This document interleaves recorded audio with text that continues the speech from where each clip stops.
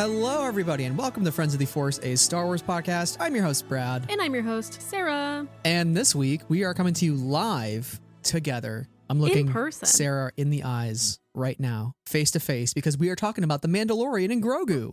You have to know, though, that we are sitting on opposite sides of this room. I'm literally not blinking. It's a staring contest right now. We're really far away from each other, but we are in the same room, breathing the same air, which doesn't happen often.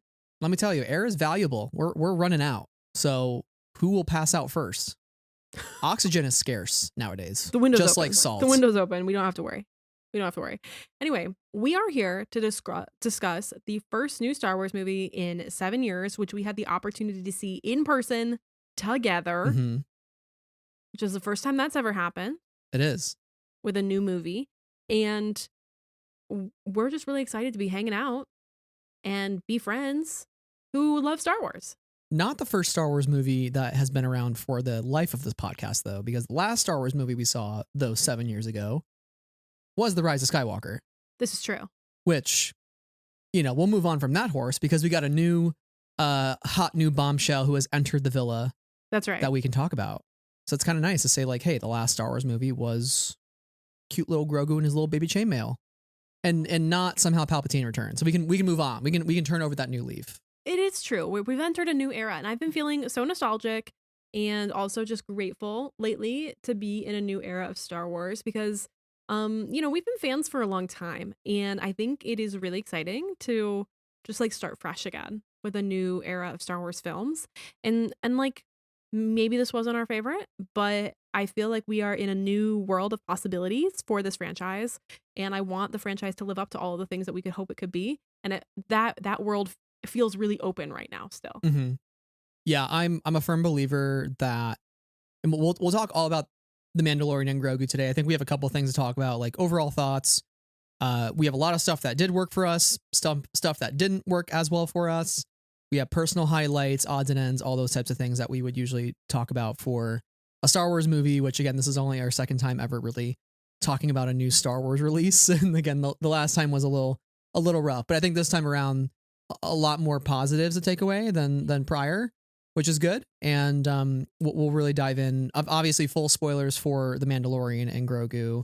No, we're a Star Wars podcast. We are going to do a spoiler review. We've already done a preview episode. But yeah, I gotta say though, it is fascinating to think about how far we've come as Star Wars fans. Getting in 2019, The Mandalorian season 1, the end of the Skywalker saga with Tross, then a pandemic, multiple Star Wars celebrations since then, multiple movies that have may or may not been happening, and I think for better or worse, this movie made it to the big screen. We got a Star Wars movie back in theaters on Memorial Day weekend. We took back over that May slot. I'm kind of a little back and forth on that because I do love the Christmas slot. Take me back to Christmas. Take me back to Christmas. I love the Christmas release, so that's just me. And I get it. Like May is Star Wars month. May the 4th. It's the original month that Star Wars came out, and like I get it. Of course. But I'm just happy that we got to go sit down, have the lights turn off, see the Lucasfilm logo pop up, get the starry blue text credits right when the film ends, and just listen to some great music for like 5 to 10 minutes after that as we get to see all these incredible people who worked on this movie. Yeah, and let me say, the credits music choices absolutely ripped. Yeah. So good. They were pretty good. I was standing up doing a little dancey dance. Multiple people can attest to this, including Brad. Mm-hmm. Yeah, she was shaking it. She was getting down to The Mandalorian and Grogu, which is not something I would think to be saying in the year 2026. I love a surprise. That's just kidding. I don't love a surprise. I like to know what's going on. But I like to be surprised in that way. I like to be proven wrong or impressed. So I'll take it. Shaking my booty in the movie theater after the IMAX screening of Mandalorian and Grogu. Sure.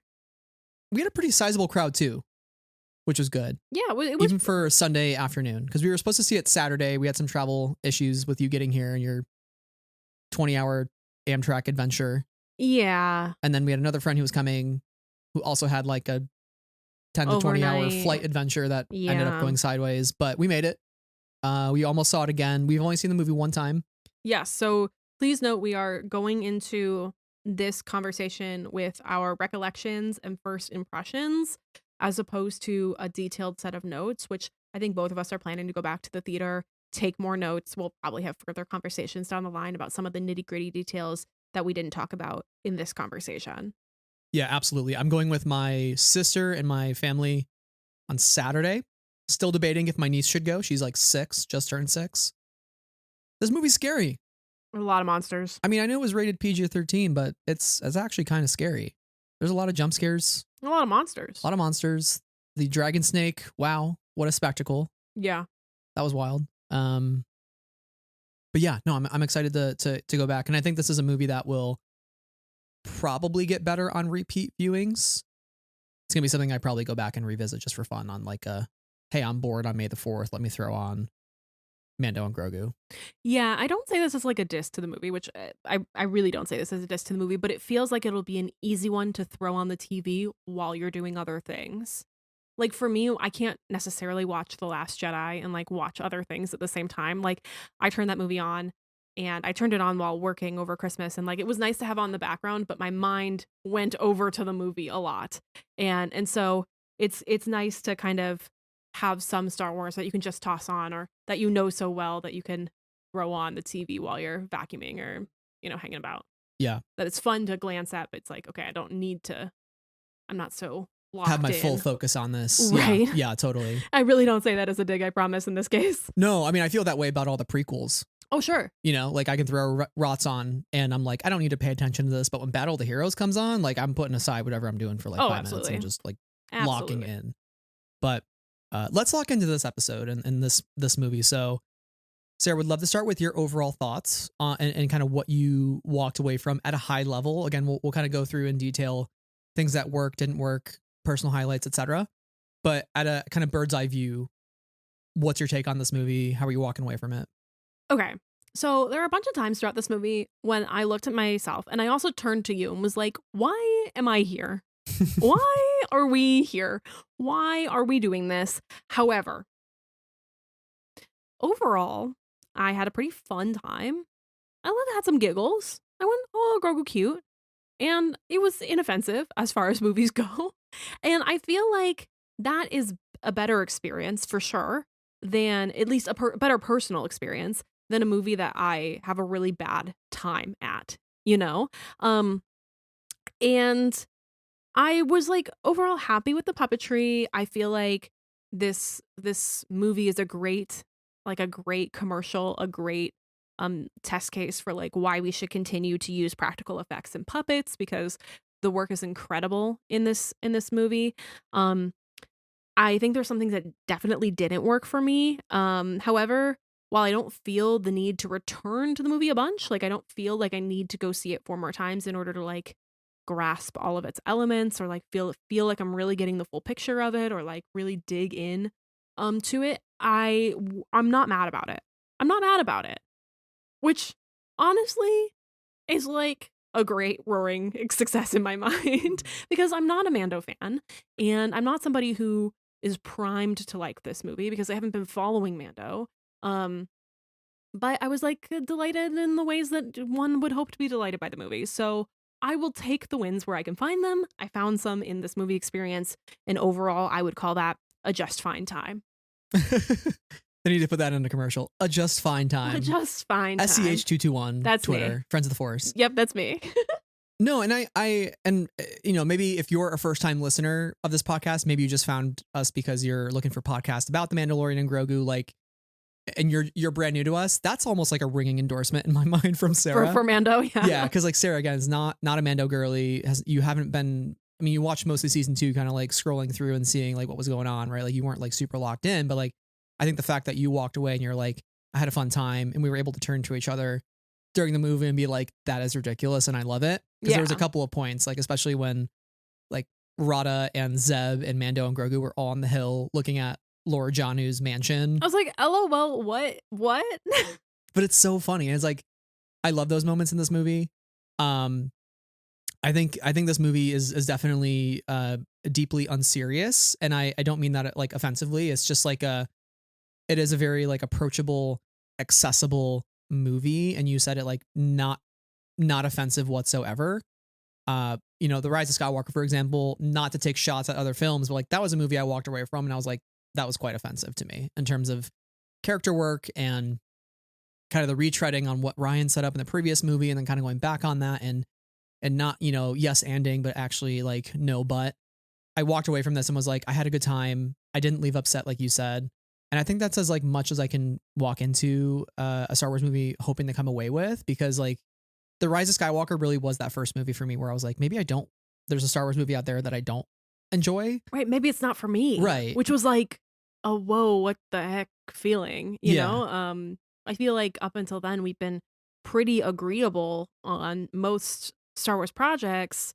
Um, so that was a surprising thing. And I think in the time since then we've been recalibrating a little bit in terms of what Star Wars do we turn to? What does Star Wars mean to us? What Star Wars do we gravitate to? In a general sense and also in a specific sense, what engages us most, and how can we find some positives, some joys in the things that don't always engage us 100%. Like if it's not Andor, Yeah. or like politics plus action plus, intrigue or whatever combination of elements we enjoy. It's like what positives, what can we pull from it to still have a good experience? I think Mandalorian and Grogu is like a classic example of what like, really like honing in your expectations going into something, because I don't think this movie ever promised to be Andor. Like you and I never thought like this movie's no. got to be like Andor, and if it doesn't meet that criteria or that bar, like it's terrible. I think if anybody walks into the movie, which I think oftentimes is like the critics, like again when you're coming off of Andor, Star Wars isn't such a high place in terms of like the production quality and the writing and the acting and the performances, all that stuff.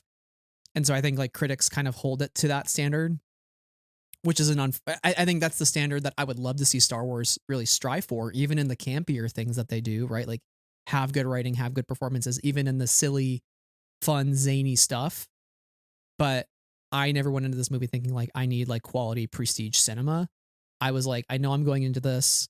It's a TV show on the big screen, in all fairness. And I don't think that's necessarily a bad thing. It's just like I'm going in with the understanding that like I think Grogu is really adorable and I find him very endearing and cute. And I like when he does things on screen. They're very funny.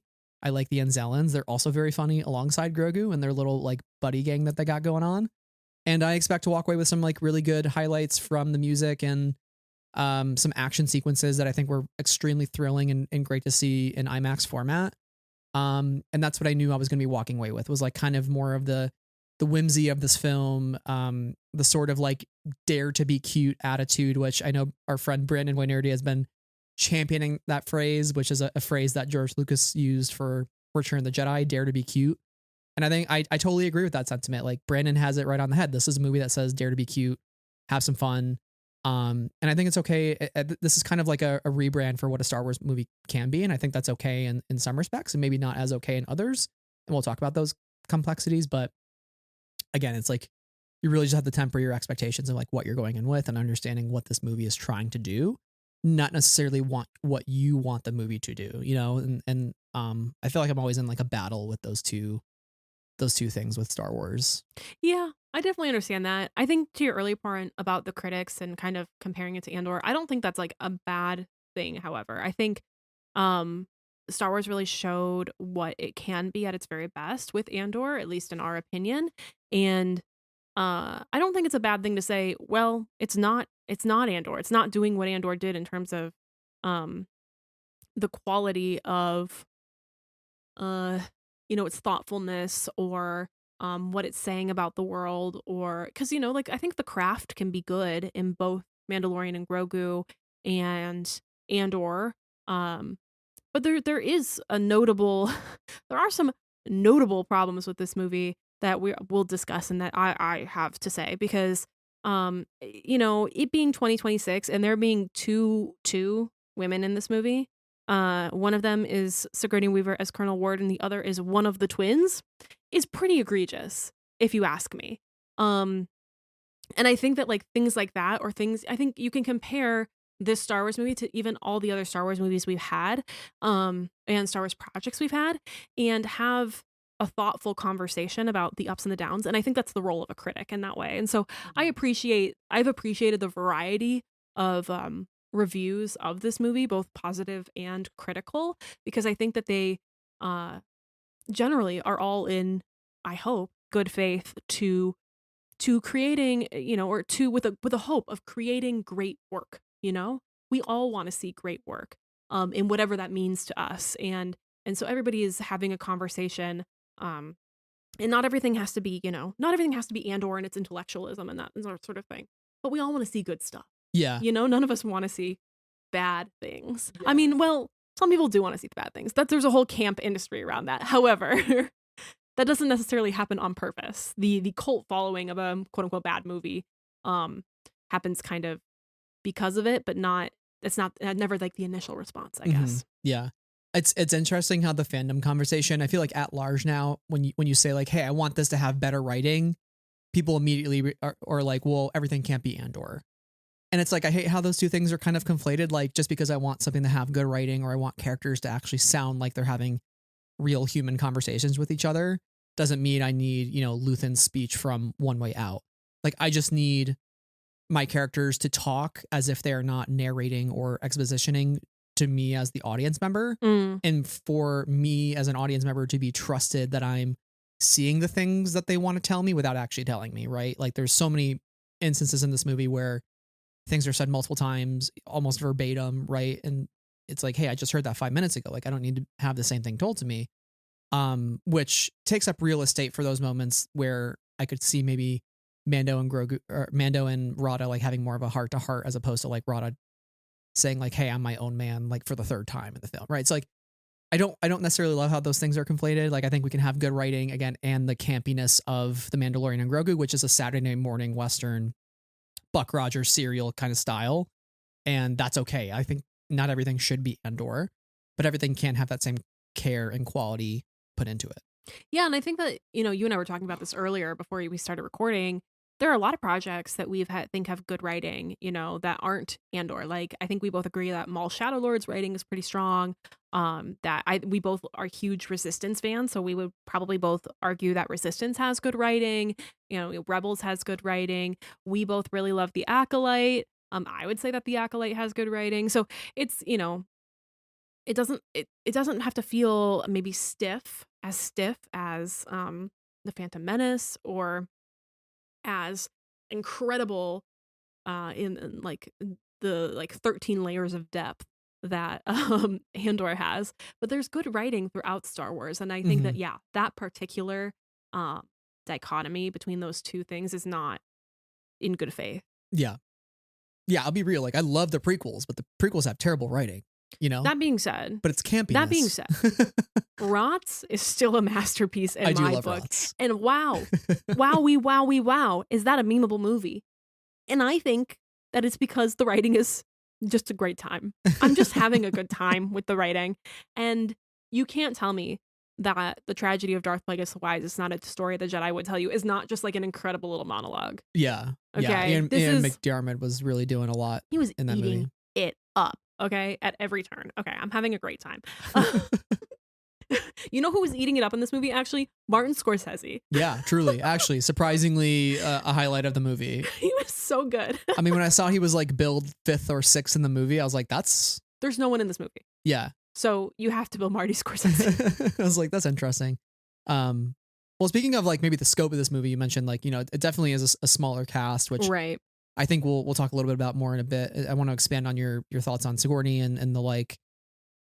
There is definitely not as big of a scope to this. There's not like these heavy galactic stakes that I think oftentimes when you think of a Star Wars movie, especially like within the Skywalker saga, it always felt like the Skywalker saga had big stakes. You have the Separatists versus the Republic. You have the Empire versus the Rebellion, the First Order versus the Resistance, right? Like these big seismic stakes that everything is on the line. If our heroes don't win, it's not only our heroes losing, but it's the entire galaxy losing. It's everybody, every person or being or thing that exists is at stake, right? And I think we are missing that here. When I was thinking about it, especially the standalone movies, I think Rogue One had those galactic stakes, Yeah. obviously with the Death Star plans and Scarif and all that. But Solo, I don't really think had any sort of galactic stakes. That was a much smaller, isolated story, really just a character study of Han, a little bit of the crime syndicates with Crimson Dawn and like Lando. And it's really more of an origin story for Han Solo about like how did he get the Falcon? And I feel like much of the same here with Mandalorian and Grogu. It's not a galactic story. It's a story that is more so about the threats to our individual characters. It's very, again, a very self-contained story. It's accessible. I think ultimately it requires little homework, which was one of my fears going into this movie, was like how much are John and Dave expecting folks to know about The Mandalorian seasons 1 through 3. And I think if you went into this not having watched anything, you would probably still have a good time, but like you definitely don't need to like, I need a refresher on season 3. Like I think parts of this IP in general has just been like the inconsistencies with like following through on story choices. And to me, this feels more like a reset, more so than Mm. anything else, of like, hey, maybe we didn't like the direction we went in season 3. Like, let's get back to the roots of this show, which was season 1. It's that core of Mando and Grogu, literally in the Razor Crest. Like the Razor Crest comes back. So it does. Somehow the Razor Crest has returned. I know, 2 movies in a row. Somehow something returns. Yeah. Wild. But I almost feel like to me that was an indication of like a kind of soft reset of this to say like, let's just get back to what worked really well in that first season. And to me, I felt a lot of that same magic that I haven't felt since season 1 and even season 2. Season 2 is pretty strong in parts, but like season 3 kind of lost me like a lot. And so that I think that was like a really positive. But what did you think of like kind of the smaller scope, the less kind of like everything's in danger kind of feeling being absent? I don't know, because Solo's not a movie that really worked for me. And this movie, worked for me enough. But it's not like my favorite. And I think that maybe the lack of galactic stakes isn't working for me as well as the galactic stakes of a Star Wars movie. I think that, and there's a couple of other things on this, is right. Rod of the Hutt, you can't sell that to my mom. You can't sell Rod of the Hutt to my mom. My mom is not going to see this movie and come out with any good opinions because she's going to find Rod of the Hutt weird.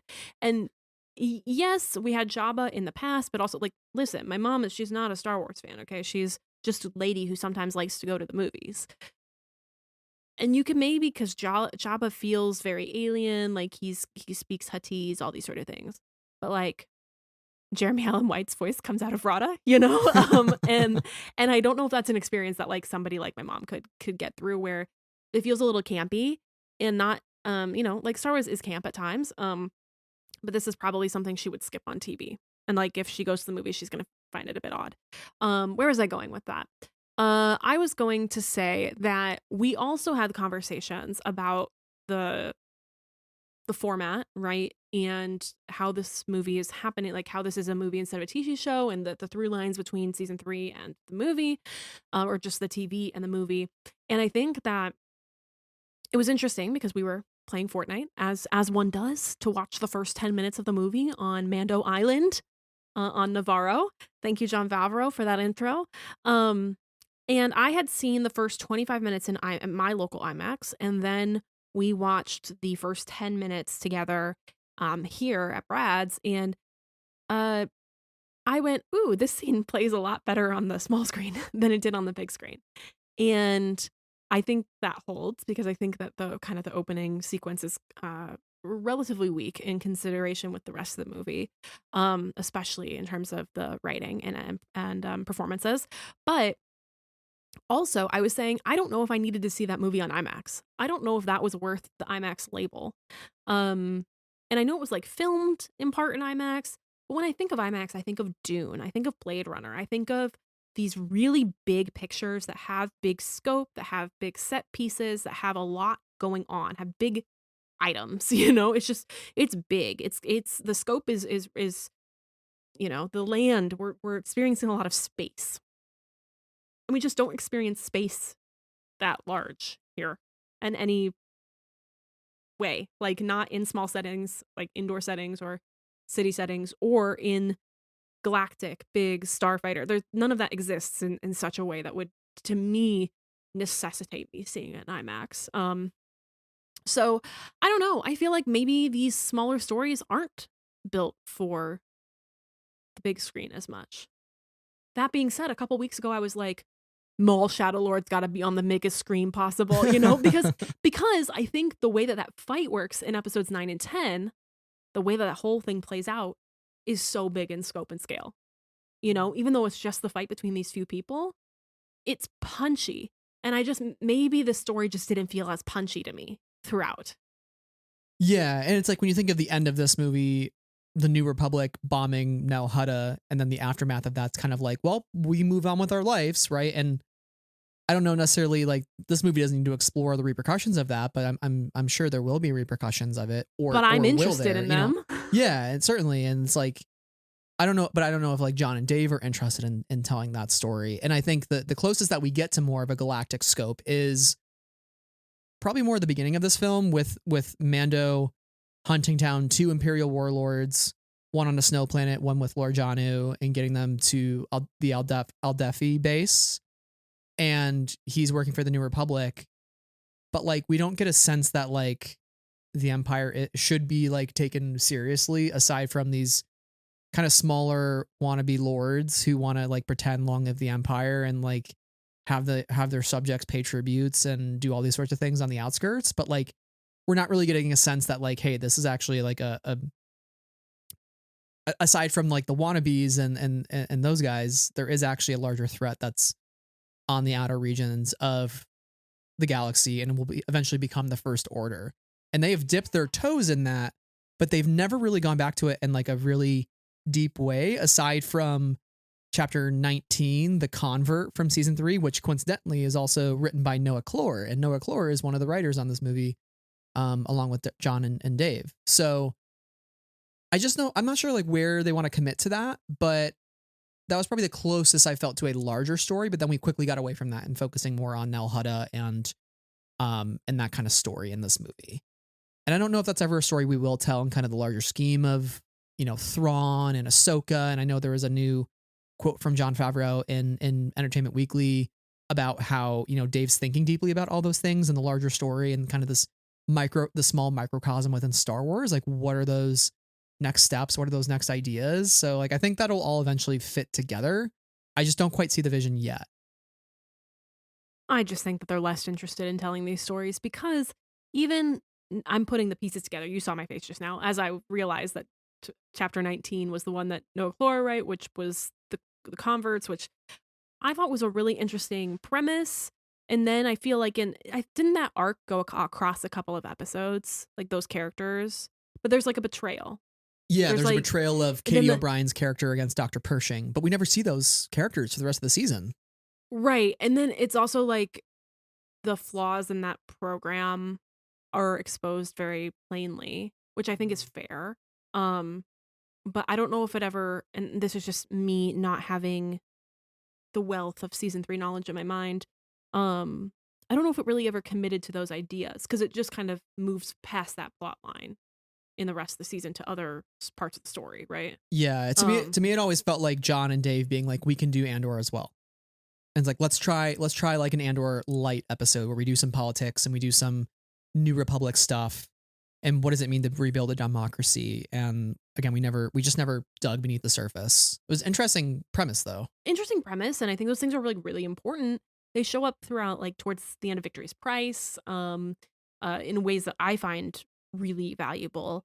But I remember finding that episode quite interesting in its ideas. And I guess I'm just, now that I'm putting together that it's the same person that wrote the movie or participated in writing the movie, I wonder why that wasn't tackled with any level of depth further, considering the politics angle has really had its rebound with Andor, right? Like Andor, in my opinion, and basically everybody's opinion who's written critically about the show, a rip-roaring success, and I think there's a great fandom around the show too. And that's what I was kind of hoping for, there to be like a little bit of a conversation about the New Republic and what this all means and why we're doing this. And even as it became a story about the Hutts and the Hutts versus the Republic and the Hutts on Nal Hutta and what they're up to, we kind of lose, as you said, like the implications of what has just happened here, and I think it's supposed to feel like, oh, this great victory for the Republic. Um, but that doesn't hold up to me personally. Low key, it was actually a war crime. Well, it's just like, why? My hot take of the day is, especially when we get somebody like Rada, who says he doesn't want to be like his father, who clearly is attempting to pave his own path, right? And we see all these huts in the Hut Palace on the Hutta that are, as we assume, just regular old Joes, just regular guys. Why show that establishing shot if they are then going to carpet bomb them? Because they aren't there towards the end. Like when we go back to the Hut Palace, like they aren't there. Um, it's just the droids. But did we just murder all the Huts? Except unless they were off planet? Like I found some, and like Nal Hutta is not the native home of the Hutts. Actually, they're from another planet, but they've accepted, like, essentially have migrated to Nal Hutta almost entirely and claimed the planet as their own. Are there more Hutts? Like, I'm just confused. But also, doesn't that create a power vacuum? And power vacuums are like a huge problem in Star Wars, actually. Yeah, I mean, you and I read the High Republic. There was definitely a power vacuum with the Hutts in that series. Yeah. But it gets messy. It gets messy, and I recognize too. Like, I want to be like, full disclaimer. You and I are particularly interested in the politics of Star Wars, Yes. and that is something we have gravitated even more strongly towards in the age of Andor, because we were like, oh, this. I think that was the moment of eureka for us to be like, this is really like what Star Wars is to us. It's this idea of the people versus fascism. It's the people versus the oppressive force, and how do you break free of that oppression? And coming at a time in our worlds where we are feeling that very deeply and very horrifyingly in our everyday life. Every single day we wake up and there's just something horrible happening in the world. Yeah, across the world. And so seeing that in our Star Wars, I think helps definitely like processing some of what we're experiencing. But I recognize again, like not everybody wants that all the time, and that is totally okay. And I don't think that movie needed to be this. I just kind of pointed out as an observation of like, this is something that we have sporadically touched on within the Mandoverse around the politics. Inclusive of Ahsoka. It was also in Ahsoka with Mon Mothma making an appearance, right? So like that was a pretty big deal. I just wonder when we're going to really like fully lean into that, because I think that's a really, really fascinating story to tell. And even the sequel trilogy didn't explore politics very, very poorly, which was an opportunity to do some of that world building of like, what does the new government look like? Why should I even care that Hacian Prime gets blown up by Starkiller Base? Because like, frankly, every time I rewatch that movie, I don't really care. Because I'm not shown the reasons to care, aside from like, I just know those are the good guys and that's the good government, but like I don't know anything about the New Republic in that movie. And I just want to know more about, you and I love Alphabet Squadron, you and I love Bloodline and all these stories that take place after Return of the Jedi, and like really fleshed out that galaxy in those Journey to novels. I want more of that on the screen. And I think Andor was a great testament that like Andor could work in the post ROTJ world as like a series, and really just like letting John and Dave do their thing in the Mandoverse, and then let somebody else do like the politics and really pick that apart. And I think the thing too is like Alphabet Squadron is not about its politics necessarily. Like that is a series that is about this group of ragtag pilots who are creating the squadron, who have these particular goals. And yes, the way they are created, how they get Yurika Quell on that squad, has to do with politics. And we do get appearances from political figures. And then not to spoil the series, I'm not here to spoil the series, but a key piece of it is like how we are rebuilding towards the end in Victory's Price, which what a title, Victory's Price. Price of Victory. We love it. Anyway, I'm just thinking about her.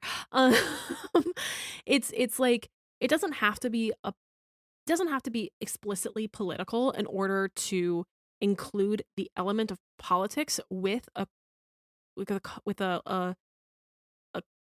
what's the word I'm looking for? Like a critical lens, with a thoughtful lens. And I just feel like the inclusion of the politics as far as it goes in here, it's just not done with a lot of thoughtfulness. Because ultimately we're getting the Imperial Remnant Warlord guys.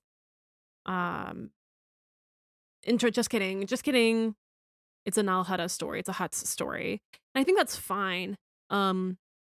there's just no real point or implications to really what is being done here. We want information from them. I guess that's a good thing. We want to bring them in instead of kill them. That's a good thing because the New Republic would be going for justice and punishment instead of um just flat out execution. And that's why Ward is not super happy with Mando after we killed this one warlord guy. And let me tell you, what a loser that warlord guy is. The Um, worst, the absolute listen, lowest he's not lowest of given the movie. he's not given I'm sorry to this man. But he's not given his best performance here. And if this is a best performance, uh woof. Yikes. But I just feel like there's no that guy. He's not convincingly telling me that he's in charge of anything. Uh that guy. I will say that like Jano is telling me that he's in charge of something. I believe that he's sort of an imposing figure, and I think that that's valuable. I want to believe that these folks are something to like genuinely really be concerned about. Um and yeah, I don't know. I don't know. I know I can't have it all. That's okay. But I wish there was a little nugget more in this movie to chew on when it comes to the political side of things. Also because Adelphi base, like, there's 6 people who hang out in that whole planet. And it's all the directors of Mando. And like 2 other guys, you know? Yeah. It's I think one of my criticisms of this movie is that it just doesn't feel like there's a lot of people in this world. Um, we get the Shikari chase, and that's like the most populated the universe ever felt. In this movie, and I like it when it feels like this story is taking place among the galaxy. Uh, in a way that, and or walking around the streets of Coruscant did. Like all of this action is taking place among a very populated galaxy. The stakes feel big just because there's thousands of people around, even if they don't know what's going on. It's the characters and the audience's secret. Yeah, I totally see that, and I felt it. I think especially too, like a lot of the story takes place in the forests of Nalhada, right? Like not near much of a populated area. But I think that's where like we can have some of our titular characters like really shine, and we definitely do in this movie. Because again, we're kind of talking about scope here, and really this was just something that had a much smaller scope than I think you and I tend to prefer. But also, again, it's a smaller scope that's not without its thrills and its charm. And this movie is definitely charming. Like this movie has a charm to it.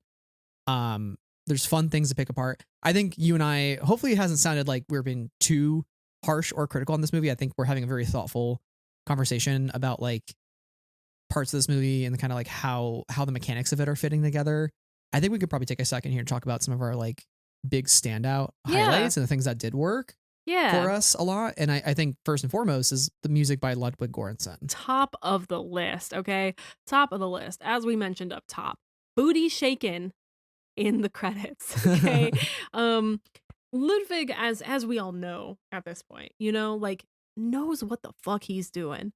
And he created, we have such a tradition with Star Wars and the John Williams scores, which are, he's the GOAT. Like I have such reverence for that man and his work, not only within Star Wars, but across cinema.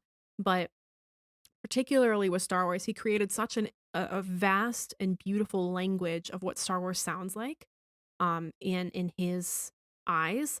And it's been exciting since 2019 to see Ludwig's vision of what Star Wars can be within the context of The Mandalorian.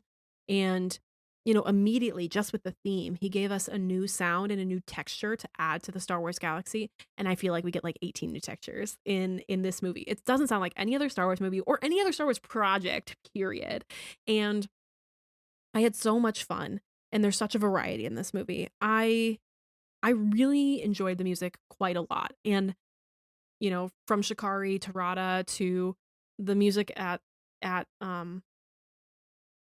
Martin Scorsese's diner, he's a Durant, to like variations or plays on the Mando theme. I think some of those worked a little bit more. Like I didn't love the one at the end, but I appreciated what they were going for there. So there's just like a lot of fun to be had in the music of this movie, which is a delight because in so many ways, Star Wars movies are their music. Yeah. Yeah, totally. I think if a Star Wars movie doesn't have good music, I think it's so easy to be unable to look past the flaws of the movie. I think the music is often like what is the glue that can keep together even a lesser story.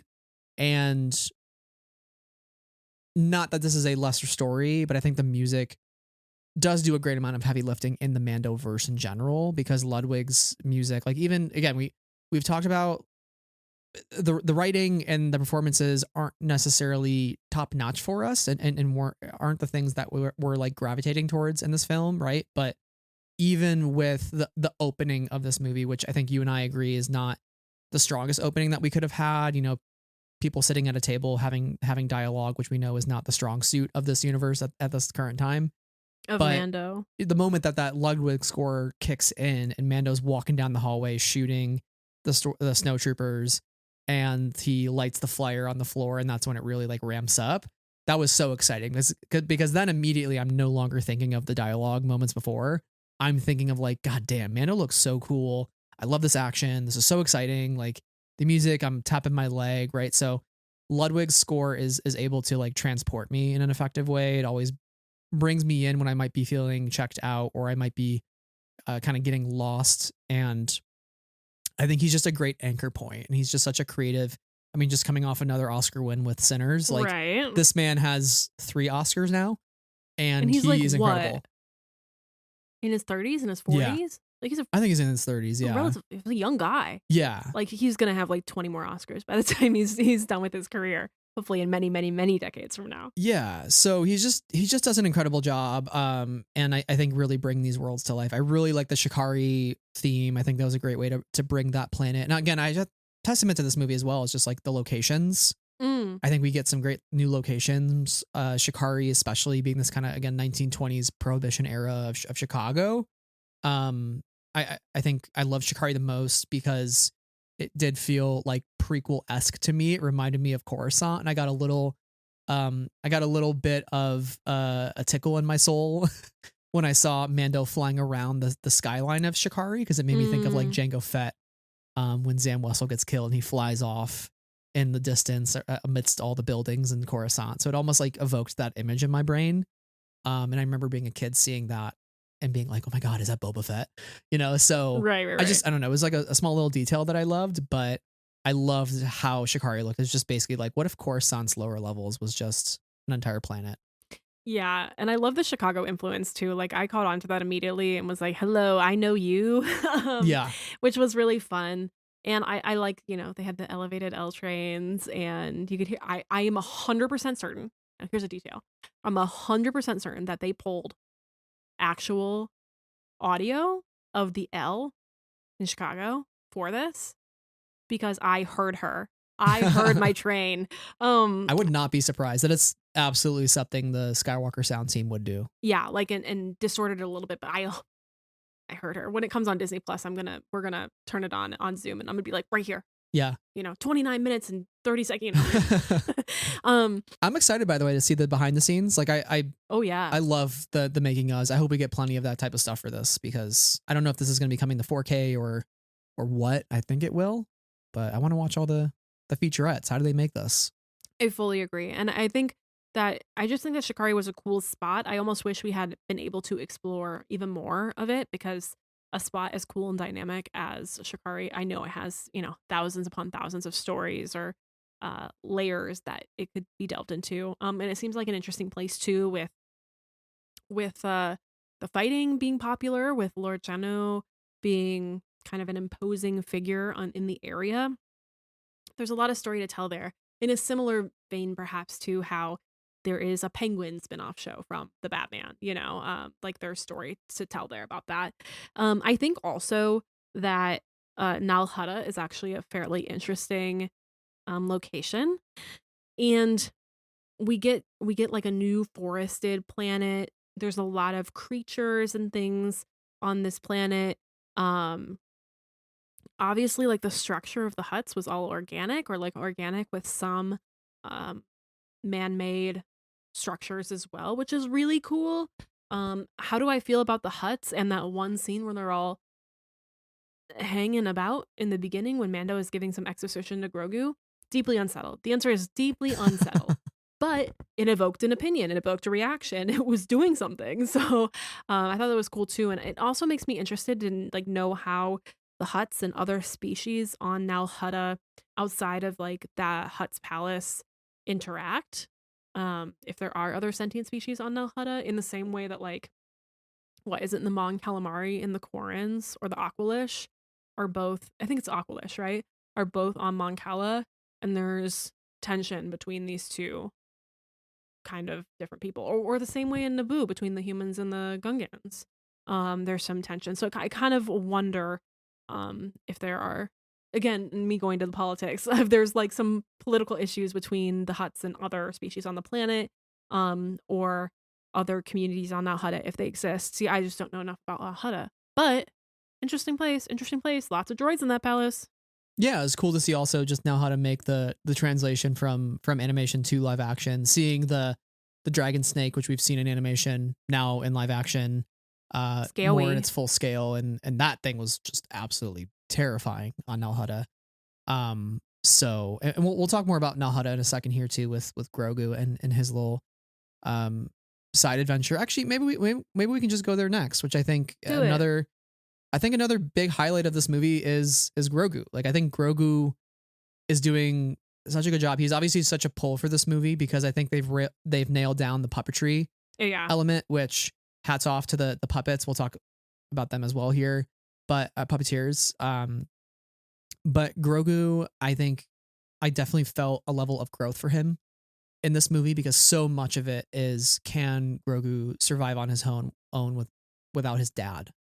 Right, because early on in the film, Embo takes Din Djarin, takes him back to Nal Hutta, and then Grogu is left to fend for himself in this world.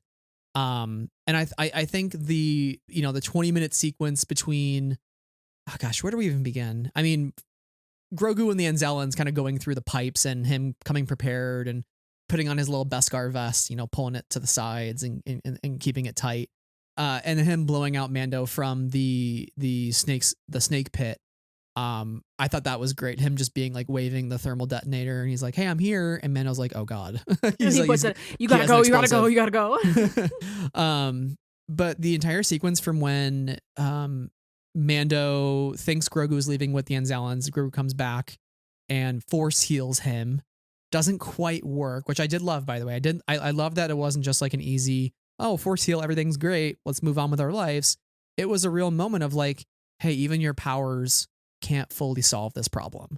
Right. And so it really required Grogu to step up and protect his dad and find a way to use the resources that he has in the world around him to bring his dad back to his self, his life, keep him alive. And just that whole 25-minute sequence, I think it's Grogu's World on the soundtrack, I think was just some of the most whimsical, cute, heartwarming, like it really tugged on my heartstrings part of the movie. It was the thing that I walk away from the film from going like, wow, I really want to just watch that scene over and over again. And Grogu's just so dang cute during that whole period, especially at the very end when he feeds Mando the black paste from the fisherman, who says like, hey, this is going to work for your dad. Like, give it to him. Hopefully it's not too late. But the moment when Grogu curls up in his arms, and like being a cat dad, I thought of my cats and I like kind of teared up a little bit. I was like so moved by that of just like, I don't know. I'm Grogu. I don't know if this is going to work, but like, I'm just going to be here with him. The best I can hope for is he goes comfortably. And I really got emotional during that scene. So it was just beautiful. Yeah. I also thought it was really sweet how, he respected that Mando doesn't take his helmet off. Yeah. And so he fed him the water and the paste by just lifting up his helmet a little bit. Yeah. As you can see, I'm getting into my cute voice because it was just to die for, like truly to die for. So precious. And it definitely shifted the pace of the movie a lot, and it slowed down a ton. But it was so sweet that it was like, oh, how can you say no to Grogu? And that's how I felt throughout the movie. It's like, how in the world can you say no to the cutest little guy in the whole galaxy, you know? And I really felt I really felt the pull to Grogu capitalism and to Grogu in general because I was like, yeah, he's cute, but like one year my family, Star Wars being a Christmas thing, got me a Grogu plush. And I said, I don't really care about Mando. We can return him. And we did. And I got something else. I'm so sorry. That's a little blasphemous to say on a Star Wars podcast. But now I'm like, but what if I had the Grogu plush? I get it. I get it. I understand. I understand. But he's definitely he's very sweet. And I think that we see his sweetness here, not only with um Mando, but with Rada and with the creatures, which are things I think have been established, like his connection to creatures and also him just being caring like throughout the series. And I thought that was really nice. And him with the Anzellans, like that was I'm sorry. Can we take a second Oh yeah. to consider? I know we went from Nal Hutta to Grogu and now I'm talking about the Anzellans. Can we take a second to think about all the Anzellans and their tiny ass Anzellan ship and Grogu just being gigantic? I mean, the puppeteering in this is just top notch. You said it earlier. I think this movie is just a ringing endorsement of this as an art form. Like in the era of AI slop and people thinking they can just be filmmakers if they put something into a chat GPT prompt, like it's just so refreshing to see puppeteering work that is just so masterful and perfect and can make me giggle and kind of give that like dark crystal Jim Henson kind of feel as like I'm in 2026 and I'm watching a puppet. I'm not watching like a CGI. I mean, I know there's CGI elements to Grogu, but like I really feel like he is a real thing. And like even in all the marketing and the lead up and the red carpets and social presence of Grogu doing interviews, like some people might roll their eyes on that. Like I probably have things I would have done differently. Maybe even showcasing some of those puppeteers more as part of the press for this movie. But I think the fact that they can bring him to life and make him feel real is a reason that it's so hard not to connect with him when he just emotes with his eyes and his mouth and his ears and like the way he walks around and his little feet go so fast and when he waves, like there's just so many good Grogu mannerisms that I think they've really nailed down and the show has really leaned into that. I mean, I feel like season 1 it felt often more that he was a CGI early on, like a little bit more CGI, and I think it's almost like less of that now, and I love it. I love that it's more practical. It's kind of like, we went from prequel puppet Yoda to CGI Yoda, and like let me tell you, I love CGI Yoda. Don't get me wrong.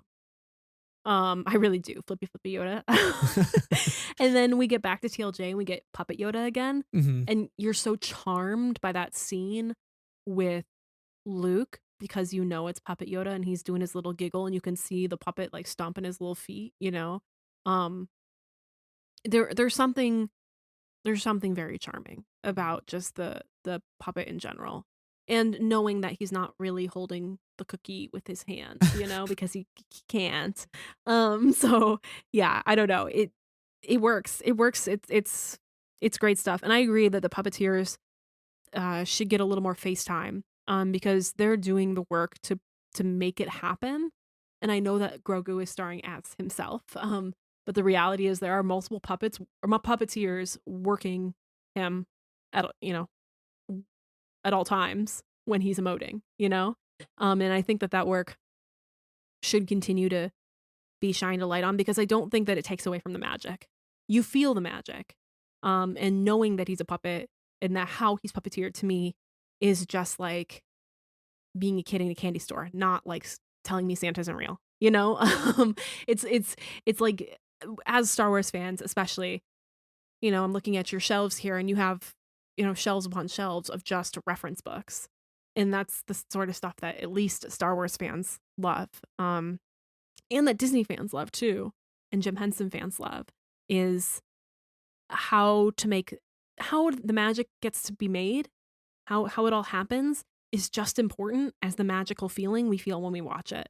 And it only enhances the magic we feel when we see it. Mm-hmm. So much love to all the puppeteers across Star Wars. at points BB-8 was a puppet, and all the guys were rolling with him, you know. I love that sort of stuff. I really, really do. So I know it's not like necessarily I know it's some of our friends like in the Star Wars fandom and Star Wars podcasting community, what they really hone in on is that sort of thing. And I know it's not my necessarily sort of thing, but I just am grateful to get to delight in this awesome work. I honestly though, like on the Anzellans and Grogu, I could watch a whole TV series.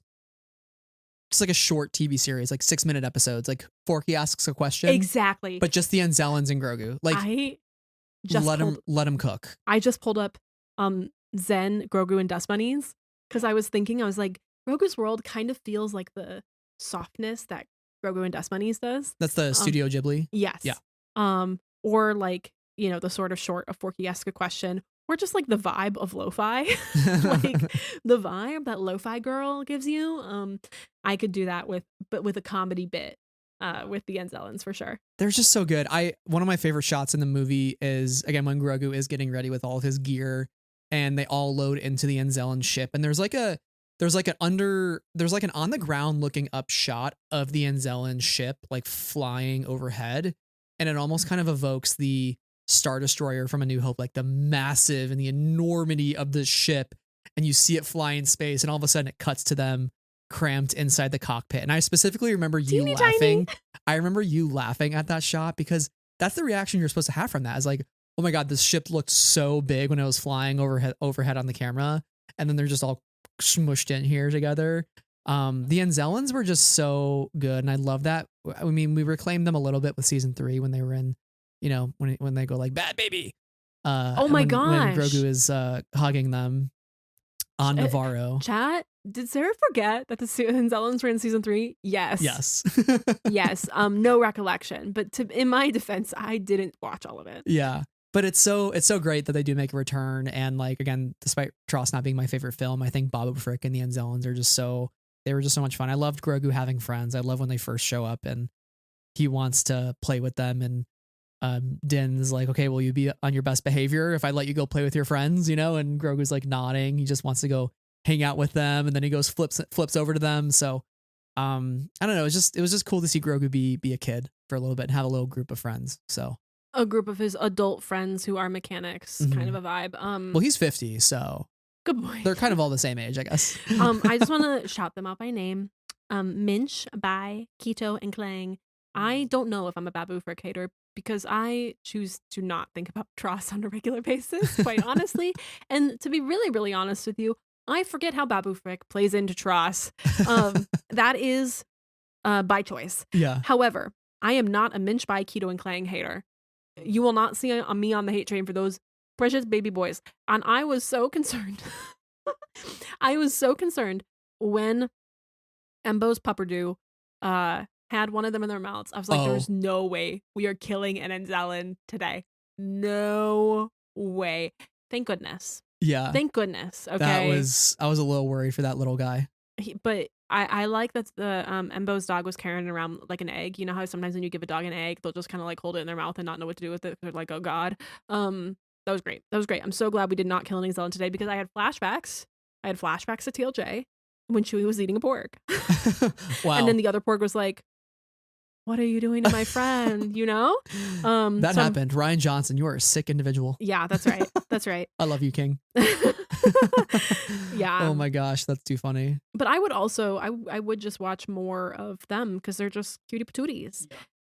So Anzellan Demption, success. Yeah. I did like them climbing up the hill, the temple as well. Like the side shot of them going up the hill into the pipe. Yeah. And then a personal favorite of mine is Big Pipe. I was the hardest I've laughed as we were with us and two other friends, and we were just giggling. Here's the thing. I think that I missed that line actually because you caught it and started laughing, and then I like could not process what was said. So we were in the car afterwards, and you guys were like, "Big Pipe," and I was like, "What are you talking about?" And then I had to think about it. I was like, "Oh, he must have said that." I missed it because you caught it real fast and had a good old hearty laugh about it. I really like at the very end, first round's on me. Like they're just so silly, goofy. Yeah. They're great. Yeah.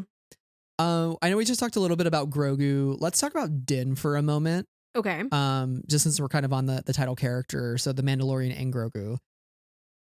So Din, I would say, less effective for me in this movie, and I think this is also just kind of tied to the character continuing to feel the need to wear the helmet, kind of regressing in that way of like where season 2 he took off the helmet to say goodbye to Grogu, and that was like a very impactful emotional moment of like, oh shit, he like broke his own creed Sure. because he has such a love for this kid. I think like Din kind of continues to be like a static. I don't want to like come off rude, but like he kind of is like uninteresting to me. And I think it is because of the helmet. I feel like I'm finding it increasingly hard to relate to Din Djarin outside of his relationship to Grogu. Because when you strip away his relationship with Grogu, what are you kind of left with this character?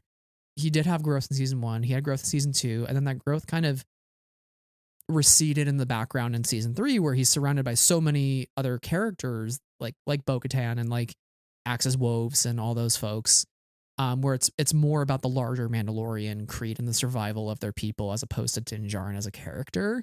And so I don't really know, when I think of Din Djarin's journey, I don't really know like where he is anymore. I don't know like what kind of is his guiding moral or his guiding principle aside from He likes the good guys. He hangs out with the good guys. yeah. Now. Yeah, and he's hanging out, and and Colonel Ward kind of pokes fun at him at the end where he's like, I'm just doing a job, and she's like, sure you are, like I think in her heart of hearts she knows that he's a good guy despite being a bounty hunter. But I just don't know what to make of Din Djarin outside of his relationship with Grogu. And I know he's a very caring, great person. I'm not denying that, or his morality. Like we all know he is morally good. I just wish he were more interesting in parts. I wish we really better understood him. And I think he definitely shines the most when he has his helmet off in this film. Very few minutes, but I think that's when we actually see fear and anger on Din Djarin's face. Like we see like the comment about like, hey, like your kid's going to live beyond you and eventually it'll be his time to die. And like, you don't say that to Din Djarin. And I only felt that way. I only felt that way because I saw that written on Pedro's face. I saw it written on his face, him saying, you do not fuck with me or my kid. I don't think I would have felt that with the helmet on. Brad's becoming a mask hater. Let's go. Let's go. Yeah. Because the best part of TLJ for Kylo Ren is when he decides he's going to smash the ever-living shit out of that mask. And what makes Kymir so interesting as the stranger is when he takes off the mask. Like his mannerisms in the mask are interesting because he's like, we rewatched those scenes from Night the other day, like really creepy in how he turns his head and how he moves. But then that is intensified tenfold because he takes the mask off and kind of becomes a different person in that way. And you're like, oh, he's real bad. Was that its name? About I don't think that line has the same impact if he still has the helmet on in that moment and Acolyte, right? So I just wish. And like Darth Vader, yes, okay, I get it. But he's got a voice that is got power in, and if I dare I say, gravitas, Yeah, he's one of the most iconic movie characters of all time, if not like the number one movie character of all time. But it's also like his growth comes as a character when he is redeemed at the very end of his life and his mask comes off and we see the human behind. We see the man behind this machine that has taken over him. And then you feel the real sadness of that character, the real tragedy of that character. But for so much of his story as Darth Vader, he's kind of just menacing. It's like, here's just this menacing guy. And I think the thing with Mando is that we've talked about this, and I think I've discussed this on other Mando related stuff, is like, Pedro has locked Mando in his vocal performance into such a small box because of the rigidity of his creed, and because of maybe the trauma that he's endured and how he feels he needs to uphold his point of view as a Mandalorian, that he's not able to be incredibly dynamic vocally in the mask. So you have to rely on those times that the mask is off to get anything. And I think it's okay that he's like really struggling, like that he's really reserved in that way. Like I think that is an interesting character choice. But it does become a little bit difficult when the only other person to play off of is Grogu, who doesn't speak. So you're missing some of the banter in that particular way. And then, yeah, I agree with you that I think that this character just remains fairly static. He's kind of the least interesting part of it. I have the least to say about him and his story. And I don't know if I have much more to add other than I find him to just not be all that exciting of a character. Like, and I've never really thought that. It's part of the reason why I never really connected with The Mandalorian as a show is because he's so rigid because he has to stay in the mask. That means everybody else around him has to be really dynamic, which I don't think happened, at least for me and my take on the show. So it's interesting. It's interesting that he is like at the center of this franchise in many ways and has been for a number of years, yet he fails to be a lot. He fails to, I hesitate to say much of anything because I don't think that's true. Like, we do get some understanding of who he is. It just isn't dynamic enough to sustain him in the long term. And I think that because Star Wars is so written into a corner with the dynamic of Mando and Grogu, right? Like, we had to go get Grogu back from Luke because we needed Mando and Grogu. Whoopsie. Like, which is a event that happens not in their show. Oh, which happens in a different show about could a different character. Episode 6 of the Book of Boba Fett. Which are great episodes, by the way. Fantastic. I love those. Episode 5? Yeah, very good. Very, very good. Yeah. That could have been on the big screen. Honestly, the planets, like the scope of that space, like that ring that they go to is so cool. We should rewatch those. Those are interesting episodes. Anyway, every time we talk about Book of Boba Fett, we're like, maybe we should watch our Mando episodes, and then the Mando episodes of that show, and then we don't, because we talk about episode 2 quite a lot. But yeah, I just wish Mando were more engaging of a character. And I know that the Mando fans or fans of Mandalorians in general will be like, "Are you Sarah? He is." And I understand it. I'm just not a Mando girly, I don't think. Like, Mandalorian girly. Yeah, and we are, I think, like, and all of this is not to say like there is no interesting characteristics of Din Djarin whatsoever. No, there really are. There are. Like, in season 1, we got that great flashback with the Beskar getting smashed by the armor, and we see like a brief glimpse of him as a kid and his family getting attacked by the Separatists army, him in the bunker with the B2 standing over him, and then him getting rescued by Mandalorians and the armor. And like, that's a really cool origin story. It's like, why aren't we exploring more of his psyche and like who he is and how he had an upbringing? And I'm just not seeing that depth or that growth of Din Djarin. And I think that I personally feel that growth stopped with season 2, episode 16, where he takes his helmet off in front of everybody to say goodbye to Grogu and let Grogu touch his face. That was easily one of the most heartwarming moments in all of Star Wars of the last decade. Isn't there also a sequence where he takes his helmet off in the presence of the Empire? And that's the one that I think about a lot because that's the chapter 15, The Believer, and that's one of the best episodes of The Mandalorian. Bill Burr? Yeah, Bill Burr, directed by Rick Famuyiwa. It's Bill Burr, Din Djarin, and an Imperial officer sitting at a table having a conversation. We should rewatch that after this. It's fantastic. And that was so exciting to me because that's the one I always go back to. Is because here he is, and he's so stuck because he's in his mind. He's just panicking, but he has to keep it so cool. He has to fit in so well in order for this play to play, and that I was a little disappointed in the sequence in which he does take his mask off in this situation. You definitely can see the fear, see the rage hit him when, they suggest something about Grogu, especially in consideration of Rada, who he realizes that his plan has failed because they've ended up capturing and now they're torturing Rada. But he goes, I've brought shame to you, and we know that the Mandalorians don't like their helmets to come off, yada, yada, yada. And he goes, not if I kill all of you. And then he ends up killing all of them. And it's like, okay, so he, like, yes, maybe all of them needed to die within the context of this particular story, heroes and villains, yada, yada, yada. However, there's no growth in how that all goes about. So, I don't know. Yeah. It's a tough situation. I hope for more with the character. I think ideal end state would just be for this whole Creed thing to be over and done with. I want him to work through it in a way that, like, actually makes meaningful sense for him, and I'm not saying that he needs to, like, decide he's not gonna wear the mask all the time or anything like that, but I think there is a level of dynamic power given to a character when we can see both who they are in the mask and who they are outside of the mask and see their eyebrows. I'm so sorry. The eyebrows are actually so important. And like having some balance there because it would be really cool if Mando took off his mask in some of his sequences with Grogu because he trusts Grogu or because he knows that Grogu won't betray him. He has such an implicit trust in him. Um, but again, I'm just not a Mandalorian girly, and I simply do not get it. So, Yeah.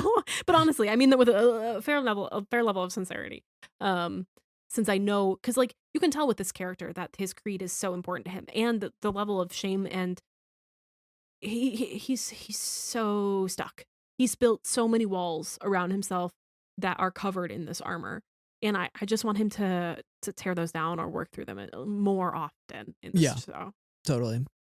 Well, I think one last point on Din Djarin, while we may not be seeing his emotions played out on his face, I do want to call out the work of Brendan Wayne and Lateef Crowder, who are one of the top to build actors in this movie as the stunt performers behind The Mandalorian, right?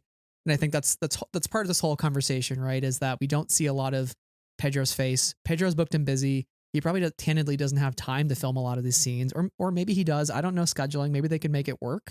I hope they can make it work because I just want to see Pedro's face. But I think Brendan and Lateef are doing such an incredible job. I'm so happy that they got recognition, that they've been out on the red carpets and participating and really getting their moment in the limelight because they are as much of the Mandalorian as Pedro Pascal is. And they deserve that praise because they've really created the iconography for this character in the way that he moves and the way that he shoots and the action sequences, which I think, we can talk a little bit about that as well here. I think the action sequences of this movie are extremely top notch. I think there are some really, really good sequences. I think despite the first 10 minutes or so dragging, I think the moment when he jumps on the AT-AT and kicks a guy off down the cliff, like that's some of the exciting crazy, stuff. actually. Yeah. Or even like inside the AT-AT where there are, the klaxons are blaring and the red lights and he's going through and just shooting people. And that was one of the clips we saw at Celebration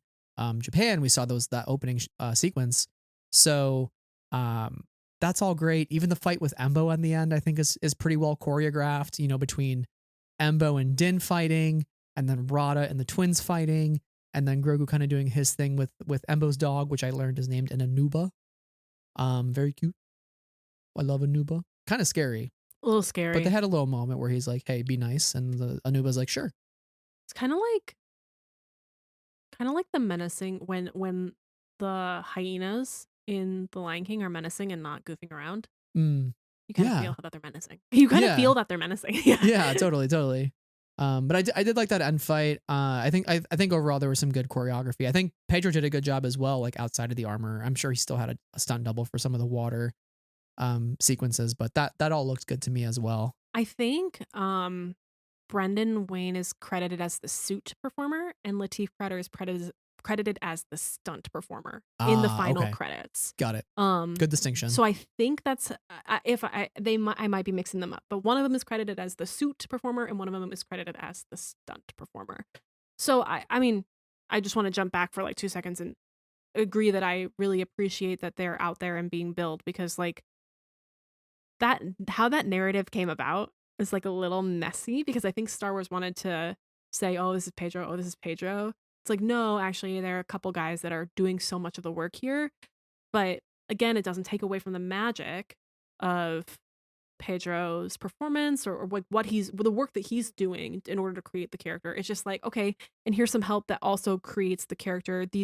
All three of these people have equal weight in the way that the character is presented.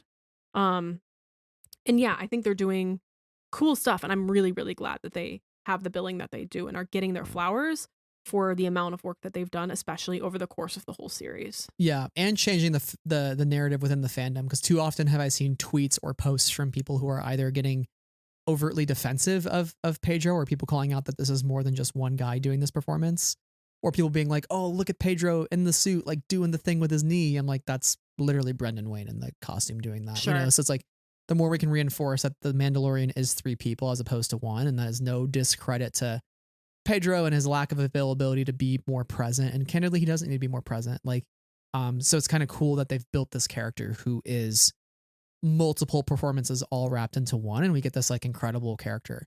I just want to see more of Pedro as well with the helmet off, in addition to the amazing work of Brendan and Lateef. Like, imagine if we could just get all 3 of those performances at their fullest capacity. And I think there's a cohesion in the performance as well. Like, yeah. The way that Mando moves in the suit feels congruent to me with the way that Pedro gives his vocal performance and his performance with the helmet off. You know, like, to me, it all feels like one performance. It doesn't feel like, oh, well, that's Lateef in the suit, and oh, that's Brendan in the suit. No, that's Pedro in the suit. Or, you know, like, so to me, stripping away some of the veneer of it's Pedro's performance, you know, isn't disruptive to my understanding of the character at all. I want to now, jumping forward again to, you were talking about the fight with Embo and kind of how it all plays out. I agree with you. I think some of the action in here is like really, really dynamic. I think my favorite stuff is between Embo and Mando. Can we take a second? Mando blew up his own house that he built on the outskirts of Navarro. Yeah, he definitely blew up his own house. So does he have a home right now? I'm worried. Because he have to go rebuild his house. Maybe the Unzellans will come by and help him out. But yeah, he blew up his house to fight Embo, and that was like a really menacing sort of scene, like how Grogu and the Unzellans are gonna get out, how his dog is gonna kind of, you know, also scope the other part, and also Embo hot. You did say that. You did walk away. How are you a full Embo stan now? Embo needs to talk more. That's my thought. I agree. However, Embo hot. Tiny waist, as my friend said, body tea. But the way that he moves, that character is cool as fuck. Okay, yeah, that flies is a guy with aura. He's got a flying saucer. He's got that cool swivel chair in his cockpit as well that comes down. Wait, oh my god, the way that it comes down. Oh my god. Okay, that was the moment I saw that. I was like, that box. The moment we saw that, I felt you like tense up a little. I was like, those are the small details that I know Sarah, like, no matter what's happening in the film, she sees like some cool like glup shitto thing that's happening in the background. She's like, oh, the way that chair moves, hell yeah. Okay. My favorite thing in Star Wars. This feels like a call out. No. Am I wrong? No, you're 100% right. Because you're 100% right. When the chair came down, I was like, that's so fucking cool, actually. No, but Embo hot. And the way that it's his hat, okay, his hat is he's so cool. There should be more Embo all the time. He's dead now. But well, is he? Well, we didn't see a body. He did leave. He did leave at the pit when he fell in. Oh, because the twins were like, help us, and he's like, see ya, and then he went out the Embo exploded not area. Dead. Embo not dead. Oh, Embo not dead. More Embo hot. No, I seriously had so much fun with this character. I just think he's so cool. Who's doing his stunts? I don't know. Is he all CG? He can't be all CG, because, like, you know, even they'll block out the fights and everything with stunt performers or whatever. So we should go check the credits. We should go see them again and make a note, because I thought that was really, really cool. Whoever is doing Embo's work. Yeah, I thought that villain was really cool. I wish he had yapped a little more, but the way his chair moved in his ship was basically the coolest thing ever. I love Star Wars. The sun is shining. The clouds are all away. What a bright sunny day. Nothing is wrong. I also have to say that I really enjoyed everything with the action regarding Coin's mansion. Now, do I know where Coin's mansion is? In context of the Shikari city that we visit? No. And does that bother me? Yes. Because why are we on the beach? Why are we hiding on the beach? I don't know where we are. Anyway, the sort of hallway fight scene with Zeb and Mando, and then when we get into the main room and Coin is like yapping to all the stormtroopers, like, we need to put stormtroopers on the ground, yada yada yada, and then he blurs the screen. He creates screen static. That was pretty cool. And then when the screen comes back down, it's the other guy. I was like, oh. And he just starts spraying like the Star Wars version of a Tommy gun all over the place. Yeah, like that was great. Classic gangster fashion. And that was really fun. Yeah. Even before the mansion too, like the fight scene in the bar with Mando, and he's like, the guys are like, actually, you're not looking for Janu. I think you found the wrong place, and you should probably walk out of here right now. And then Mando's just like, absolutely not. And I thought that was badass, by the way. That was just like aura farming kind of ego check there. But that whole sequence was great too, and him cutting off the guy's horn. So when they do meet again in the manor, and I forget, does he get shot or does Zeb come in and I don't remember. somebody? I can't even actually remember if he just gets killed somehow. Well, that's what a rewatch is for. Yeah, You know, because it took me 3 times of watching the first 10 minutes of this movie to realize that we killed the one Imperial. After like Mando shot at him. Mr. Who just went to acting school the last week. No, he didn't go. He didn't go. He missed all the He classes. signed up, but he didn't go. Yeah. I'm so sorry to that man. I really don't mean to be disrespectful. But after that guy died, or because that comes right after the knocking, and the knocking is the cutest thing ever. And Grogu knocking on his helmet about Grogu the knocking on explosives. his helmet. That's yeah, right. I will play that GIF like 10,000 times and Right. never get over it. But it has to be the clip version, so you can hear the clunk, clunk, clunk, clunk, clunk, clunk, clunk, you know, the clunk sound. But I was so wrapped up in how cute that was that I missed that piece, you know? And I think that this movie maybe suffers at times because like, oh, look at cute. Oh, action happened. I forgot because cute. Happened to me multiple times. So I don't remember where I was. Oh, yeah. Do we know how that guy died? No, we didn't. Zeb coming through is cool. And then the dogfight with the Razor Crest. Yeah. And then Rada, I think, is like being, you know, also him being slung up in the Razor Crest is hilarious. Yeah. But And they're like, can you start the ship? He's like, I literally can't fit in the cockpit. yeah. And that was a like, really Grogu, good joke. Do you know what you're doing? Nope. Okay. But that whole dogfight and the way that dogfight moved, that had what we would call speed. Yeah. And that's what we want out of Starfighter, as an aside. But that had speed and I had fun. Yeah. I was like, oh, this is good. Which makes the sequence at the end of the movie, in comparison, not all that thrilling when we're gonna carpet bomb Nal Hutta. Because it's just like, you're the X-Wing is coming in and they're gonna lay down some fire, which is so classic Star Wars, right? And the targeting computer and all that. That was cool, actually. I liked seeing the targeting computer. That was interesting. It's so classic, you know, like, Yeah. why not put that in? But I just felt that in comparison, that scene lacked the energy that the Razor Crest dogfight had. And I walked out of the Razor Crest dogfight scene, and by walked out, I mean continued to sit in my seat during the movie, saying, you know what? Maybe it's okay that somehow the Razor Crest returned. Yeah. That's really how I thought about it. Yeah, no, I think that was some of the most electric dogfighting I've seen in Star Wars for quite some time. And I think the franchise has been lacking that kind of speed in certain areas. I mean, certainly Andor had its fair share of speed. Like, I think of the raid on Aldhani and the escape through the eye. Like, that was very, very exhilarating. I think of the, you know, rescue of Clea from Coruscant. That has some good exhilarating moments there. But like pure dogfighting, pure ship on ship action. You know, I think of like the Book of Boba Fett. Like, I love the Mod Squad. I think they're so cool looking aesthetically. They move but slow. They move so slow. Like, They those got no speed. those speeders, it was like I could like yawn and it'd still be going. Like, so I think to like have this level of speed in this franchise again is good. It's just a good thing. We need, like, Star Wars is about its ships. Star Wars is about like flying around and shooting some baddies. Like, one of my favorite things of all time is the crate sequence when the first or where the Resistance comes out on their little skiffs and you see the red dust going and the Resistance theme plays and Chewie going through the crystals underneath. Like, that is like, And the I Millennium watched that scene Falcon over. coming in Yeah, when it comes in towards the end. Yeah. when Rose is about to get shot. I think that is like some of the most exhilarating of Star Wars. Like, Trench Run, obviously classic.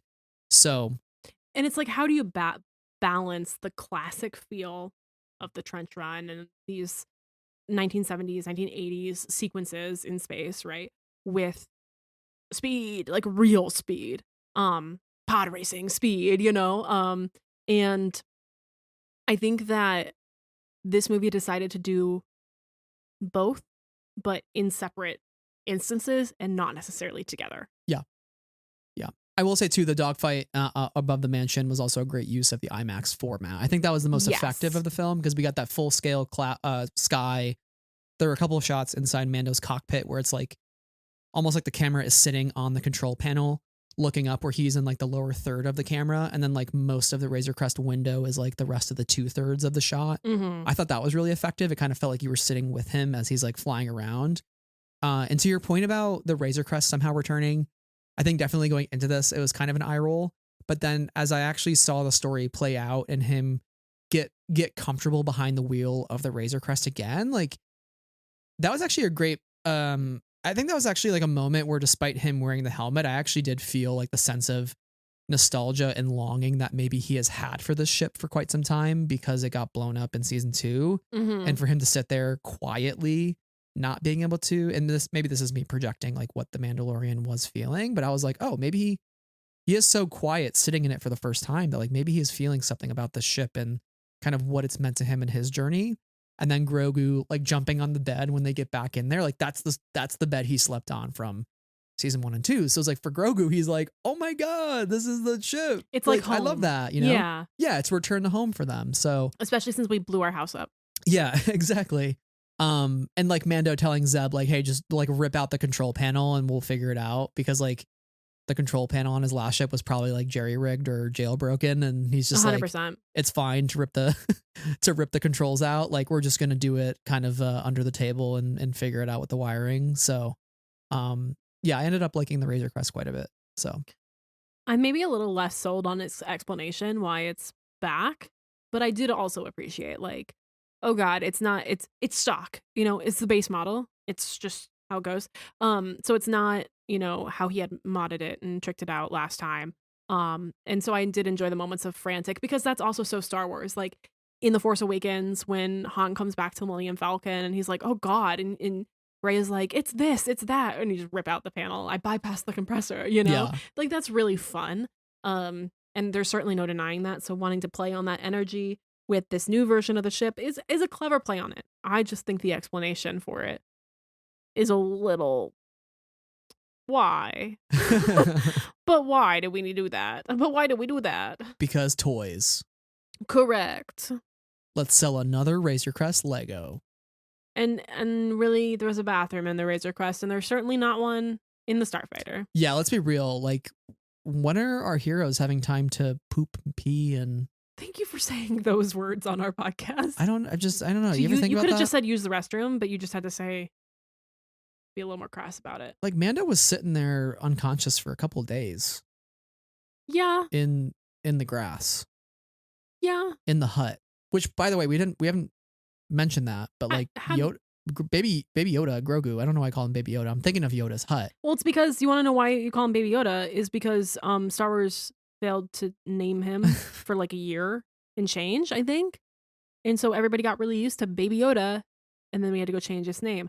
We're still calling the Willis Tower Sears Tower. It's the Sears Tower. So it just it makes sense. Grogu's a good name. Grogu's really grown on me. But I gotta say though, Grogu building his little hut, his little Yoda hut, I loved. I thought that was great. I love the fact that the Yoda species, when they find a place and they want to make it home, they just build a little hut. Yeah, why not? I love that. That's like our first like Yoda species lore drop in quite some time. Like, and that was Johnny Favs, right? Johnny Favs calling up our good boy George Lucas and being like, George, so what's up with this Yoda species? And he's like, I think they build them instinctually, these little huts. Yeah, just like a bee's nest. Just like a bee's nest. Yeah. Yeah. Fantastic. Fantastic stuff. Sure. Like, why not? You know? Yeah. Yeah. I'll take it. So whatever. Speaking of home, right? But yeah, the Razor Crest is home. And I'm excited for them to, you know, depending on season 4, if there are plans for the show to continue, which I imagine there might be. I just wonder what's in store next for these characters. But I do got to say though, the final shot, speaking of Razor Crest, in the Razor Crest, Mando giving Grogu the permission to punch it to hyperspace, I thought was like such a good send off for this film, kind of the culmination of everything of like, you have more than proven yourself. And there's also a couple times throughout the film where like Mando is telling Grogu to like heal and like stay, which like, first off, I hated that. Hated that. Hated it. Hated it. He's not your pet. I was like did he just say heal? I Yeah. literally was like taken aback. I was like, wait a second, run the tape back. Did he just Yeah. say heal? Very, very bizarre choice. I feel like very out of character for these two. I wouldn't tell my kid to heal. Certainly not. Just Not put that I a have a kid, but if just I put a did, I wouldn't be like heal. you just put a backpack leash on that kid. That's what you do. If he's running away, you give him a little backpack leash. You know what I'm talking about? Yeah, yeah, yeah. I kind of chalked it up as like, are they really trying to reinforce that like Mando is kind of boxing in Grogu and like his ability to be independent, and like maybe using that word choice was like a way to reinforce that. I think it's like an ineffective way to use that. Like you could have done it in other ways besides like using such a kind of harsh phrase to be like, hey, you're my pet, like heal. But going back to like the end of the movie, like I think it was just a good culmination of maybe Din Djarin finally recognizing that Grogu isn't this being that he can kind of like boss around or look down on as a kid. Like he is more than just a kid now. Like he is somebody who not only fended for himself while Din Djarin was unconscious, but like actually revived Din Djarin and allowed him to continue living life. And like that's a huge deal. So it was really heartfelt and just kind of gave me some good feels right at the end of like I think the way you end a Star Wars movie is like so important. And this is just a great way of just like the jump to hyperspace, Grogu's fascination and his wonder as the blue reflects in his eyes, and we see out the cockpit. I think that was great, and it all tied together with Mando telling him, you know, the old protect the young, and the young protect the old. This is the way, and I love that line as well. It was the only time in the film I believed where this is the way is used, which I'm glad it was used very sparingly. But I think that whole kind of theme of pass on what you have learned, right, is so in line with the Yoda species already. It's kind of baked into their DNA. So for Grogu to be kind of exhibiting that like Yoda mantra with his actions is like kind of poetic in a way. And I just really, I really love that. I really love the idea of taking care of your elders and being there for them when they need the help the most, because society often lacks that level of care nowadays. It's just like we're all in it for ourselves, right? But like, what does it mean to be a part of a clan of two and be a part of that unit? Mhm. I think, yeah. I also appreciated the end of this movie. As you mentioned, the childlike wonder of it all is so Star Wars. It evokes some of the feelings of like the end of The Last Jedi for me, which is Oh yeah, Broom Boy who is a child and looks up to the sky and like thinks that there's something bigger out there. And now there is a child who is in the sky and, you know, is going to grow up and um go on many adventures too. And I like that feeling. That was what wait. we were left with. Last Jedi, Mandalorian and Grogu, great endings that involve the wonder of kids in a galaxy that is very big and scary, but they will find their place in it regardless. Wow. Wow. Wow. Shake hand emoji between Mandalorian and Grogu Last Jedi. I love that. I love that comparison. Yeah. Look at us. Look at us. That's pretty cool. We can have a fun time. That makes me feel good. Yeah. But yeah, that great ending overall. I really love that. So I know we're kind of looking through our notes here. Are there any other items that we need to talk through, whether things that did work or didn't work, or is this kind of the time to start to get into our like odds and ends where we can well, actually, I guess maybe something we can talk about Well, before we get into that. Something like in the middle. well, I have a couple things that I would like to kind of say didn't work for me, and then we can talk about our middle Sure. one because I think our middle one is kind of standalone. Yes. Encompasses everything, but standalone. Yeah, yeah. So I have a couple, I guess, odds and ends sort of things that didn't really work for me. One of them is Coin's costuming. Again, this is kind of specific, but my guy was just in a suit jacket and trousers, and I wasn't getting Star Wars at all from his costume. And I think it's such a shame because I think Andor kind of showed us what day-to-day Imperial costumes can look like. And I think Imperial costumes in general feel very Star Warsy. So how could we have made that look more Star Warsy? And it wouldn't have been, I don't think, that many alterations to the look itself. But I was quite disappointed in that particular look. I was like, that's not a Star Wars character, you know? Which is like, that never happens. It's always a Star Wars character. Star Wars can be anything, but Star Wars cannot be a double-breasted suit jacket. I'm so sorry. Another one of the things that I think like did not work, and I am so sorry. I am so sorry. I have to apologize before I say this. I'm sorry to Dave's cowboy hat. I have to apologize to Dave's cowboy hat. I know that the people like to make cameos. And I know that he is a character, a pilot, which makes sense because all of the Mando directors are pilots. And that's cool. And I love that for them. However, we fully pan across Dave. And it took me totally out. Yeah. It took me totally out. I think it's so hard because he is so recognizable now. Like, Dave is just that got laughs out of our theater when he appeared on screen. It was like, oh, that's Dave Filoni, right? So it is a little bit of a fourth wall break in a way of like, okay, I see I see behind the scenes now, when I don't necessarily like want that feeling. Whereas like George, right? Like George was in his movies, right? Like, but he was just like a blue guy at the opera house, like blink and you miss him. Right. And then like John Williams was in like as the bartender.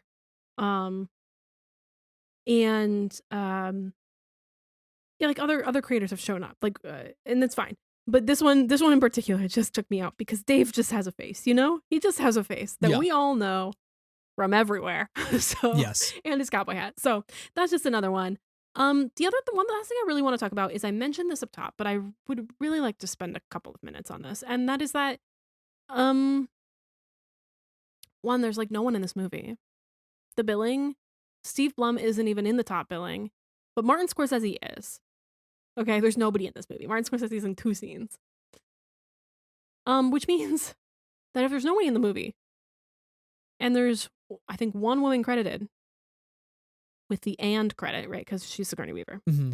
And she's got the "and" credit locked up because she's got that sort of gravitas, if you will. There's no women in this movie. Like, at all. One of the twins is a woman. Kinda.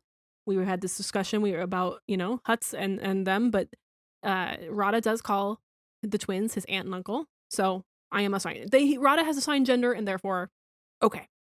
And I just feel like in the year of our Lord 2026, after a lot of Star Wars projects where this has been a topic of conversation, after I had particular criticisms about this in The Mandalorian, the show, especially season 1,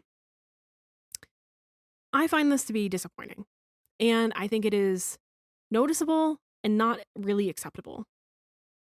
And I guess, like, the other thing is, like, I don't think Solo treats its women super well. And I know this conversation has been had time and time again since the movie came out. But for me, I just haven't been able to come to a place where I feel good about it in the conversations that I've had with others.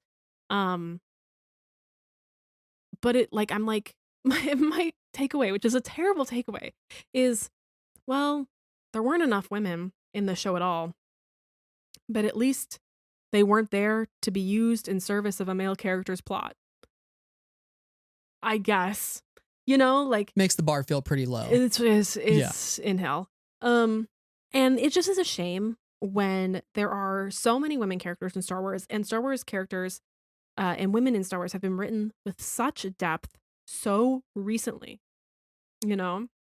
Whether it be Devin as a newer character, or literally every single woman in Andor.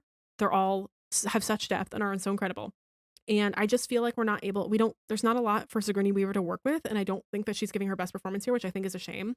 Man, it was really rough with some of the line readings that she was doing. Like the kind of like Rod of the Hutt, son of Jabba the Hutt. Like that was like kind of like, what are we doing with Sigourney Weaver? Like we got this big get for the franchise, and like we're kind of not realizing its full potential of like Sigourney Weaver, Right. And I don't think she was handed the best dialogue to work with. A lot of it is expository. And that is what it is. It's just a shame to me that she's the only woman in here that's like really notable at all. And I just think we can do better. Will it ever not bother me? No, thank you. Now, a little while ago, you mentioned being in the middle about some things, and I want to make sure we have that conversation too, because this element of the film really added to the variety that I had been thinking about or discussing here, and that element is, I think we need to talk about the slug in the room. Oh, I can't believe it took us this long to get here. That was actually like really good discipline of us, because I know we really could have talked about him at any point in this conversation, but we've waited basically 2 hours to do so. And it's time to talk about Rada. Yeah. Yeah. Rod of the Hutt. You know, if I had a nickel for every time there was a theatrically released Star Wars movie that involved rescuing Rod of the Hutt, I would have 2 nickels, which isn't a lot, but it's weird that it's happened twice. That's right. And so, first of all, I want to start off this conversation with a personal note, and that is that I arrived to your lovely home, and waiting for me in the guest bedroom was none other than a small cardboard cutout of Rod of the Hutt. You betcha. I Abs and laughed all. so hard. Objectively hilarious. Terrifying. Because one time you bought me, I think, a croissant standee, and I said you had to cancel that because it would scare me. Um, um. Anyway, Rod of the Hutt. Rod of the Hutt. I have been unsettled by Rod of the Hutt since the year of our Lord, at least 2025, when we saw Rod of the Buff Hutt in the arena, and it's like a screenshot or whatever, or maybe on released officially, like, oh, here's our first look at Mandalorian and Grogu. It's a Rod of the Hutt. I have to say, I for one am completely enamored with Rada. Yeah. I love Rada. I'm here to stay with Rada. Yeah. Is it Jeremy Allen White's best performance? Not by a mile. But do I love a slug who just doesn't want to be his dad? Listen, I can relate. You're a slug who doesn't want to be his dad? Yes, okay. Yes. I do be slugging it up in this household, playing PlayStation at all times of the day. That's true. I like come a slug. downstairs and he's playing Lego Batman, guys. This has happened multiple days in a row. Listen, Sarah's sleeping. I gotta do I wake something. up late. Those mini kits aren't going to collect themselves. Anyways. I think he has to always be in pursuit of true Jedi. And he goes, well, true Jedi isn't a thing in this game. And I said, true Jedi is a state of mind.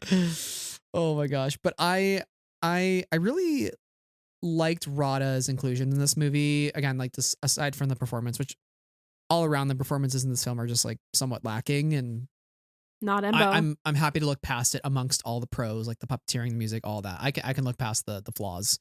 But Rada was interesting because I think his relationship with Grogu was very cute and fun. I liked how he kind of took Grogu under his wing. You know, whether it was like the first interaction of like, can I feed him? Which was like such a weird thing to say. Like if you meet a stranger and you look at their kid and you're like, can I feed your kid? Well, it's kind of like, you know what it's kind of like? It's like those, I can't remember the channel name, but they do like, you know, meta glasses or whatever, like POV meeting dogs out on the wild, and they're like, can I say hi to your dog? And then they're like, oh, I have treats. There's one lady, and this is like genuinely all respect to this lady because like I think she does like a dog talk podcast or whatever to have people talk about their dogs. And it's sweet, and she's very nice to the dog, so she's a nice lady. But she goes, can I say hi to your dog? Is he friendly? She goes, oh, can I give your dog a treat? Can I feed? Is it okay if I feed him a treat? And then she's like, I've got, you know, beef jerky or lamb, you know, like, or whatever flavor of treats that she's got. And so she always asks, and I mean, polite thing to do, firstly, but secondly, yeah, can I feed him? It's like an odd, but it does immediately kind of tell you something about Rada's character here. Yeah. I think Rada, I'm gonna put you on blast here for all of our listeners, but like one of your takeaways was like, you know, I think Rada respects women. I think he is a guy who respects women. Yeah, who respects women. You know what? I agree. I think he's a guy who understands the importance of being a gentleman, of chivalry. He wants to do the right thing. Right. Yeah. Yeah. So as High Republic knowers of Ball, we know Ball here. That's when it right. comes to the High Republic. Yeah. This was very Churro the Hutt coded. And for those of our listeners who are not familiar with Churro the Hutt, yes, there's a character named Churro the Hutt in the High Republic. He is a young, angsty teen who is a Hutt, and he wants to do nothing with the crime family of the Hutts. He wants to be an entomologist. He wants to study plants. He just wants to have a botanical garden that he takes care of. He wants to help grow Bacta so that he can have his friends be healthy. He's just an admirable kid. He's like a really good little guy. I love Churro the Hutt. And the realization I had in the middle of this movie was, oh, he's like Churro. And here's here's where this is why this is in the middle for me. We were gonna put this in a what worked, and I was like, I don't know. Um, I don't know if I fully buy in to Rada the Hutt as a main character. However, I'm also charmed by him because I am reminded of Churro. So I feel again, I've been against Buff Hutt this whole time. It's deeply he's why is he so buff? Why? What's with the anti-body positivity, Sarah? Let the man be buff. I just don't know if Hutts should have that level of definition in their muscles. He's his own man, Sarah. I know. And I support him. But I don't know what to do. Listen, Are you just afraid to admit the slug is hot and you're just not sure how to grapple with those feelings of like, you know what? I think the slug is hot, but I'm afraid to confront those feelings. It's like when you're like discovering some new facts about yourself and it's like, don't know what to do about that. Am I into slugs? No. I will proudly say Embo hot, okay? Mm-hmm. I will very openly I tweeted Embo hot. I'm very serious about Embo hot. I don't think Rada hot, okay? I have some problems with his design still. Like the twins feel much more tangible in their design, and I get that they're older. I had a whole discussion about this because I was like trying to figure this out. We were having a whole discussion off air with our friends.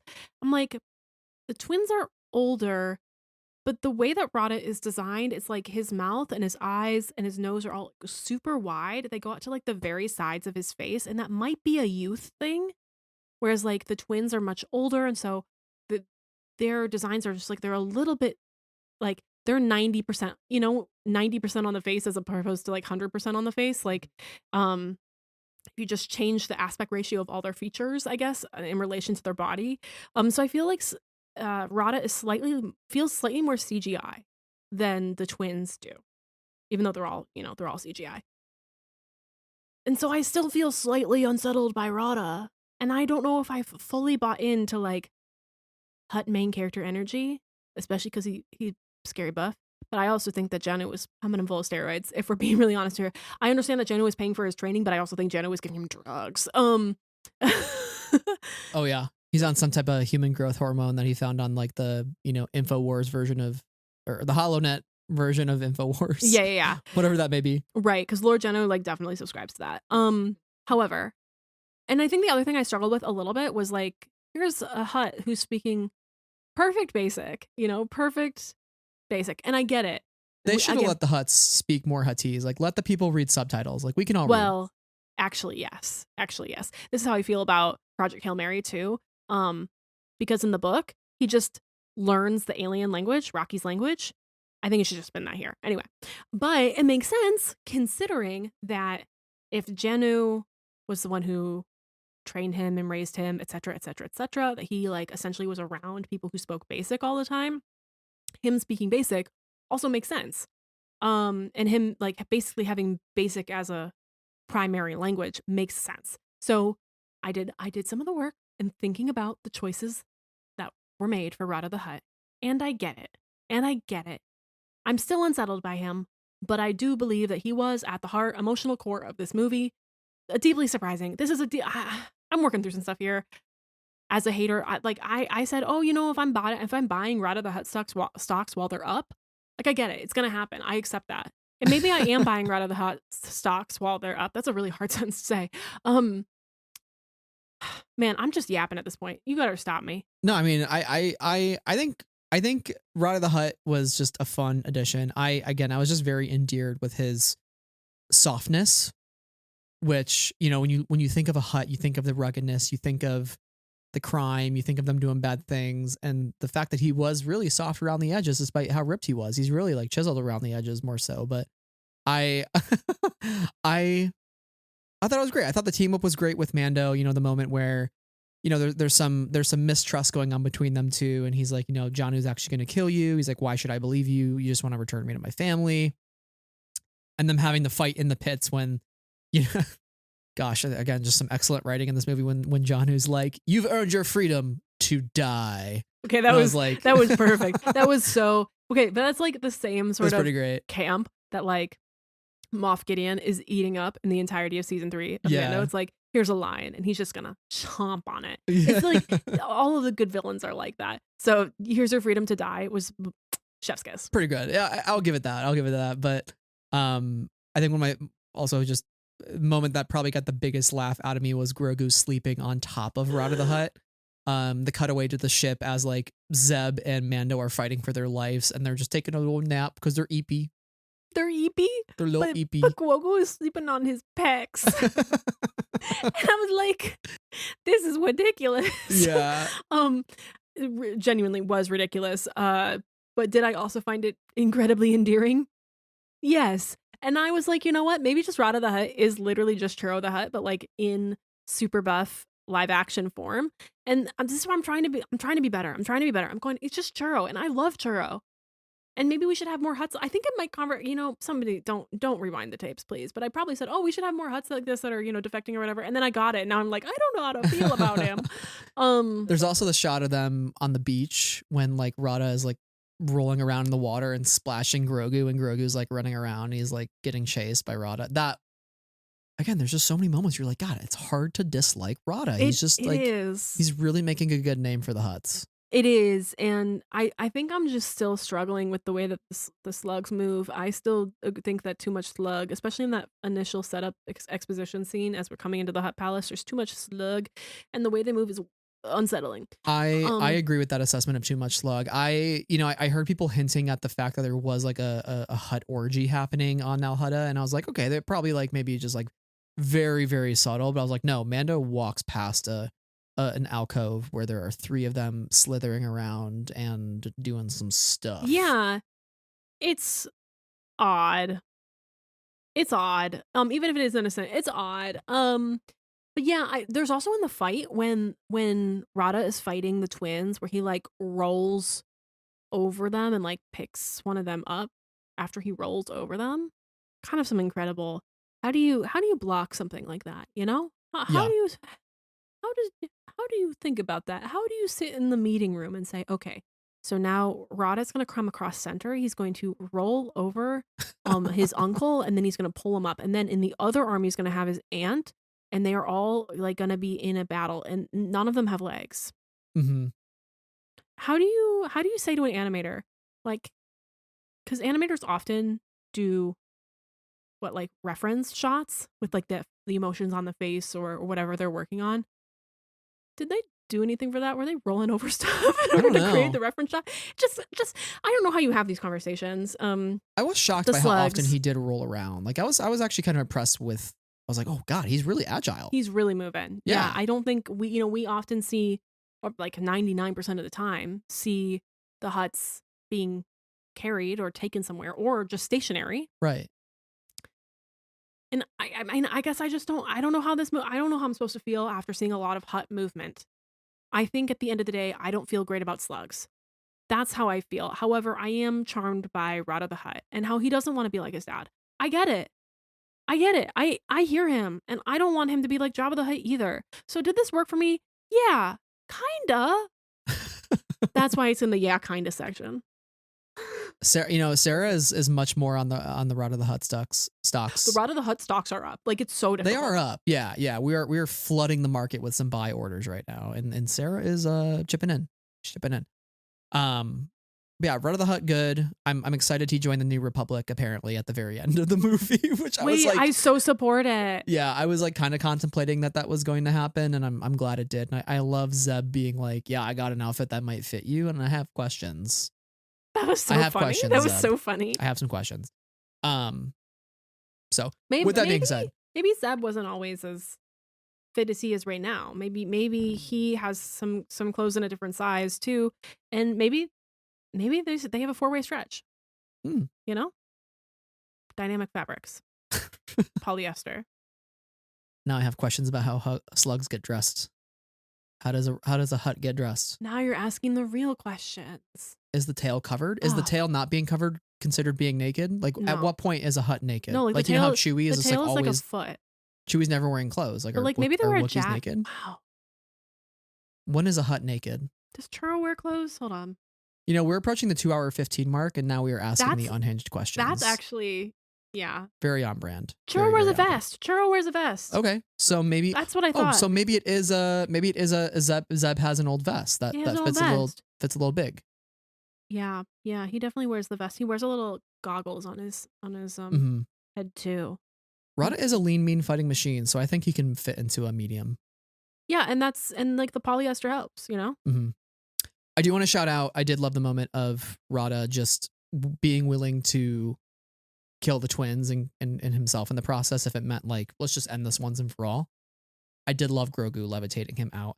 I know it's we've kind of seen Grogu do some similar things like that before, but like I thought it was effective. I liked it. Did look a little silly when Rada was just like floating there above the pit, but I thought it was a touching moment of just like their relationship and um also just what followed was very terrifying with the dragon snake eating the Hutt twins and seeing their bulbous form in the throat in the skin of the dragon snake. Blah. Some of that really horrifying stuff with this film, which I kind of liked. It kind of made me go like, "Oh, what a kill! Ucky. Killionaire, Ucky. Killtastrophe." It'd be like, but you have to say like yucky in his voice. Yucky, yucky, dragon snake. That's the Halo voice. That's for it. Yeah. people We who have to are wondering explain what we're doing here on the Star Wars podcast. So, with that being said, we have some final odds and ends that we can wrap up with. I think we covered quite a bit. Hopefully, folks are enjoying the conversation. I think overall we have things that didn't work. We have things that didn't work, but I think we ultimately walk away from this film up. We walk away from this film positive. I think you and I both admit that it's like kind of middle of the pack, lower end of Star Wars films for us. There are definitely ones that, we would rate this above, which I think is a positive. that's a huge positive. Yeah, huge positive. Huge right? positive. I will take it. Yeah, I had a pretty good time at the theater. So, what are some of the other highlights that you had, Sarah, that we haven't talked about quite yet?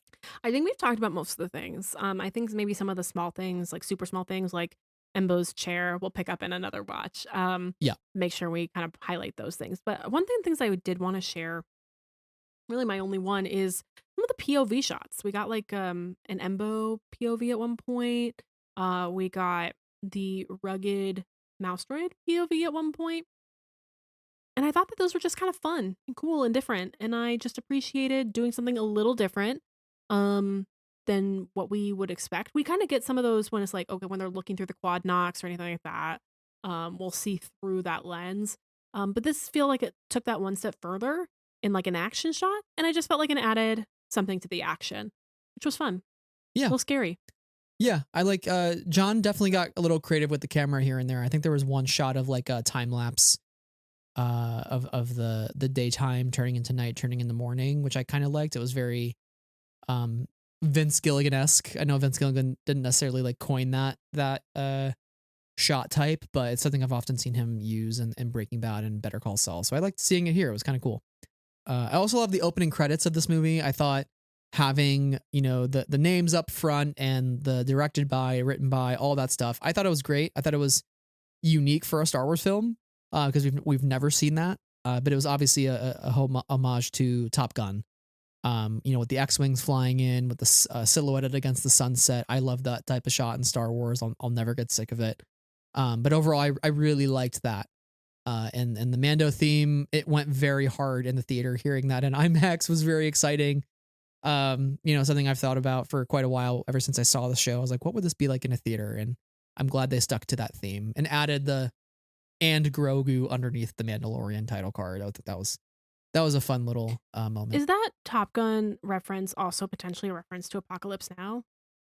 Because I feel like there's an iconic, maybe less so. The helicopter shot in Apocalypse Now. Yeah, it could be. That's could where my mind be. went. Maybe I'm just less up on Top Gun. I would say that's probably influence as well. I think this is definitely more like Top Gun heavy, just with fighter jets in terms of flying in to the context. Port. Yeah. But all good pulls there. And then lastly, I know we talked about him earlier, but Gattori, who is the fisherman who helps Grogu. I just thought he was a cool character. I really liked that he didn't give up Grogu's location or threaten Grogu. He was there purely as a friend, and I think it was I don't know. It was kind of like a cool moment for Grogu to have an ally in the world that he made on his own and not with the help of his dad.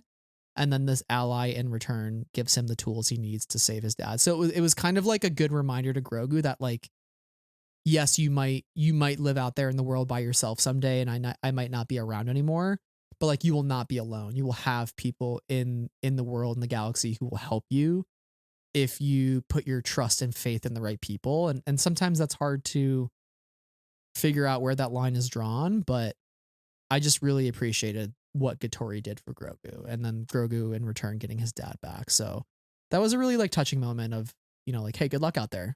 Here's what you need. Be off on your adventure and stay safe. Yeah, I love So, that design too. yeah. It was cool. Yeah. It was, yeah, I loved it. So some really, really cool stuff in this movie. I think I'm super excited again to see it in a couple of days. I'll probably see it maybe 2 to 4 times in theaters total. So I always like when the Star Wars movies are out in theaters to just like try to see them as many times as possible and really get that experience. And this is something I don't mind revisiting. And I can't necessarily say that about every Star Wars movie. So I definitely just want to like soak it in, enjoy it, see it on the big screen, and then when it's on Disney Plus, kind of see how that experience is, or if it comes to 4K Blu-ray, I'll check it out in that format as well.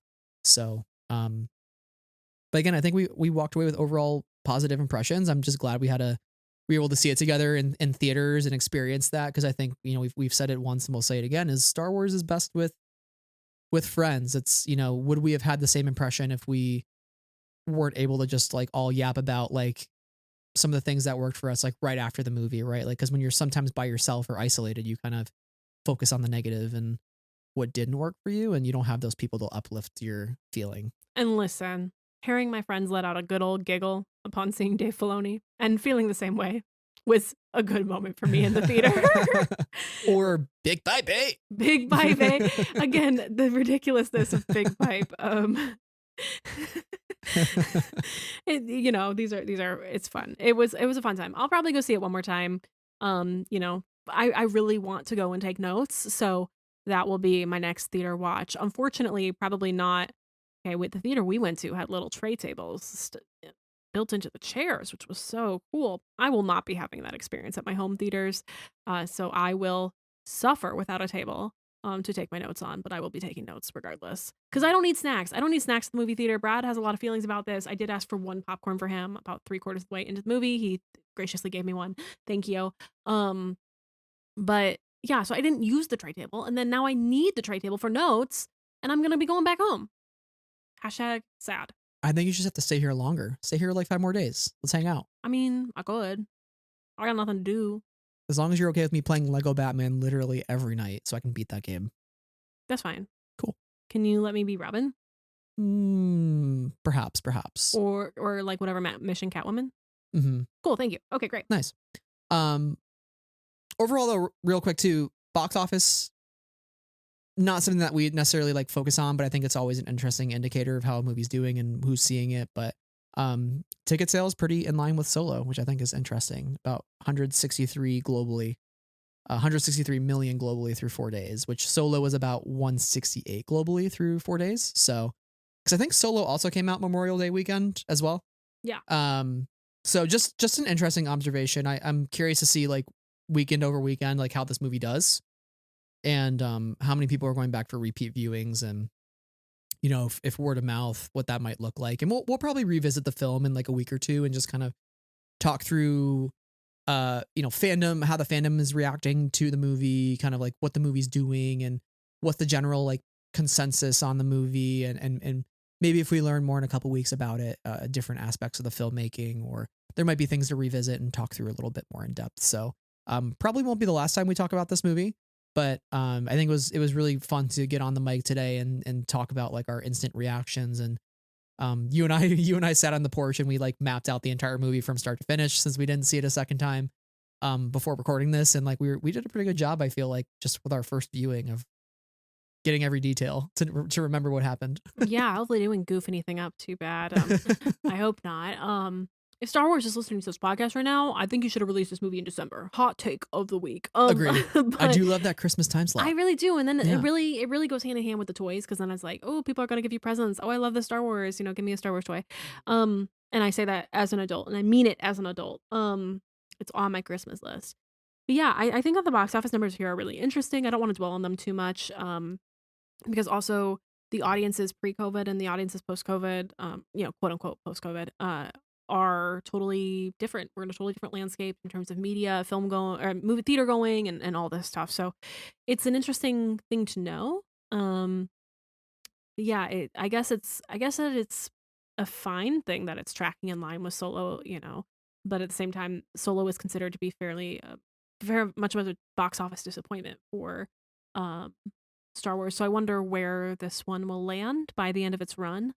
And I wonder how long this movie will run in theaters, since the theatrical window has been much shorter in our pandemic world. So I think that'll be curious. I think I looked up the TROS box office numbers or whatever, and it went into March, which is crazy, because March is when everything happened.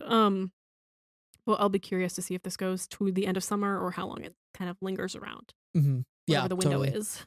Yeah, absolutely. But I mean, I think ultimately wrapping up here is just I'm excited that Star Wars is back in theaters. I think now that we've kind of played it quote unquote safe and getting something that is very accessible and recognizable and commercial back into the theaters, right? Like, people know the Mandalorian, they know Grogu. Let's just see what those characters are up to on the big screen. I think now that we've gotten past that, like, breaking the ice phase of like, hey, Star Wars can be a theatrical property once again, let's start to open up the galaxy, right? Like if this does super well relative to the movie's budget, which is about 160 million, I believe. So it's like, it's probably tracking to do better than its budget and make some money, compared to Solo, which had a much, much higher budget overall. Maybe that's a good sign, but I also don't want that to be a sign of like, hey, let's keep making the same things that were successful. Like, I still want Star Wars to always be pushing the envelope with its storytelling and with its characters that it includes, and just taking risks on certain creatives and not letting a lot of that noise from fans dictate decisions that are made, as we've often seen time and time again. And also driving actors and creatives away from this franchise because of how sometimes scary and rabid the fan base can be when they don't necessarily get it their way. So I want to make sure that this property is thriving, because for the last 7 years, Star Wars has been a TV property. And just being in the theater this weekend reminded me of how fun and exciting it was to see that Lucasfilm logo on the big screen. Even if there was a gentleman in the front row of our screening taking a flash photo of it. It's just all had to be there. You had to be there. You don't get that at home. Do you want to share what meme you said to me when that happened? Yeah, the guy takes a flash photo of the Lucasfilm logo, which I'm guarantee that photo turned out terribly, and that man is never going to look at that photo ever again. Right. And I turn to Sarah and I go, "Turn off the flash, you fucking moron." Of course, the iconic. Which is the iconic Force Awakens Vine or. So I was like, that was a hilarious way to start off this watch, actually, because it's such a funny thing. Okay, you can't get that at home, folks. Nope, you cannot. The cinema. So great stuff. I think overall, though, our audience was pretty well behaved. Yeah, which was great. We had a good audience. It was we were pretty probably full. the most rambunctious of the group. Yeah, we were laughing our asses off. We were having some fun. We were having a good time. We were having some giggles. But yeah, it was a good experience to be at the theater. They had the giant cutout, of which I had to go ET phone home with Grogu, and see if I could touch his hand, which is because it's a really tall cutout and I'm kind of short. So yeah, it was fun. I had a good time. Yeah. Thanks for going to see this movie with me. Thank you for being my friend. Thanks for coming here and seeing the movie with me. Who would have thought? Yeah, guys, it really took me 20 hours, almost 24 hours to get here. Over 24 hours, because I got to the... Yeah. Woof. Wow. Woof, indeed. But hey, you're here and we're podcasting, and now we're closing out this podcast in person, live in front of the people. And by the people, I mean all my Funko Pops and my Regal Robot maquettes, including Grogu, who is in the audience with us today. That's right. So, thank you, Grogu, for being here. I know you're busy, so I appreciate you taking your time from your busy schedule. Join us here in Friends of the Forest. Thank you, Grogu. Do you have anything to say for yourself? No, just I'm baby. But yeah, no, thank you all for listening. We hope you enjoyed this episode. Again, if you're a first-time listener, we hope you continue coming back to us. We have a lot of things in Star Wars that we love, and hopefully you stick around for more. So you can find us on all of our socials, including mostly Twitter, Blue Sky, Instagram. Mainly our episodes are posted on our YouTube as well as a podcast platform, wherever you listen. So make sure to subscribe and get all of our future episodes. If you enjoyed this episode, leave us a review. Let us know what you thought about The Mandalorian and Grogu, either in our YouTube comments or, leave a comment on our Spotify or Apple Podcast episodes. So we'd love to hear from you. Let us know what the people are thinking out there. And we'll have more in the future. Yes, and a huge, huge thank you to our patrons. They are Andy, Brian, Cheryl, Clay, Emma, Ian, Jennifer, Josephine, Katie, Knight's friend, Krista, Logan, Lindsay, Matthew, Mark, Nicole, Rob, Ruth, Scanna, Skytalkers, Soulcatcher, Tom, and Viglyph. We are so grateful for your support. Thank you for joining us here at Friends of the Force every time we post an episode, and for everybody who's joined us for this conversation. We hope to see you in the next one. I hope that you had a fun time at the movies too. Please join us in the conversation. Did you love the movie? Did you not love the movie? Seriously, let us know. Absolutely. Thank you all once again. And until next time, may the Force be with you always.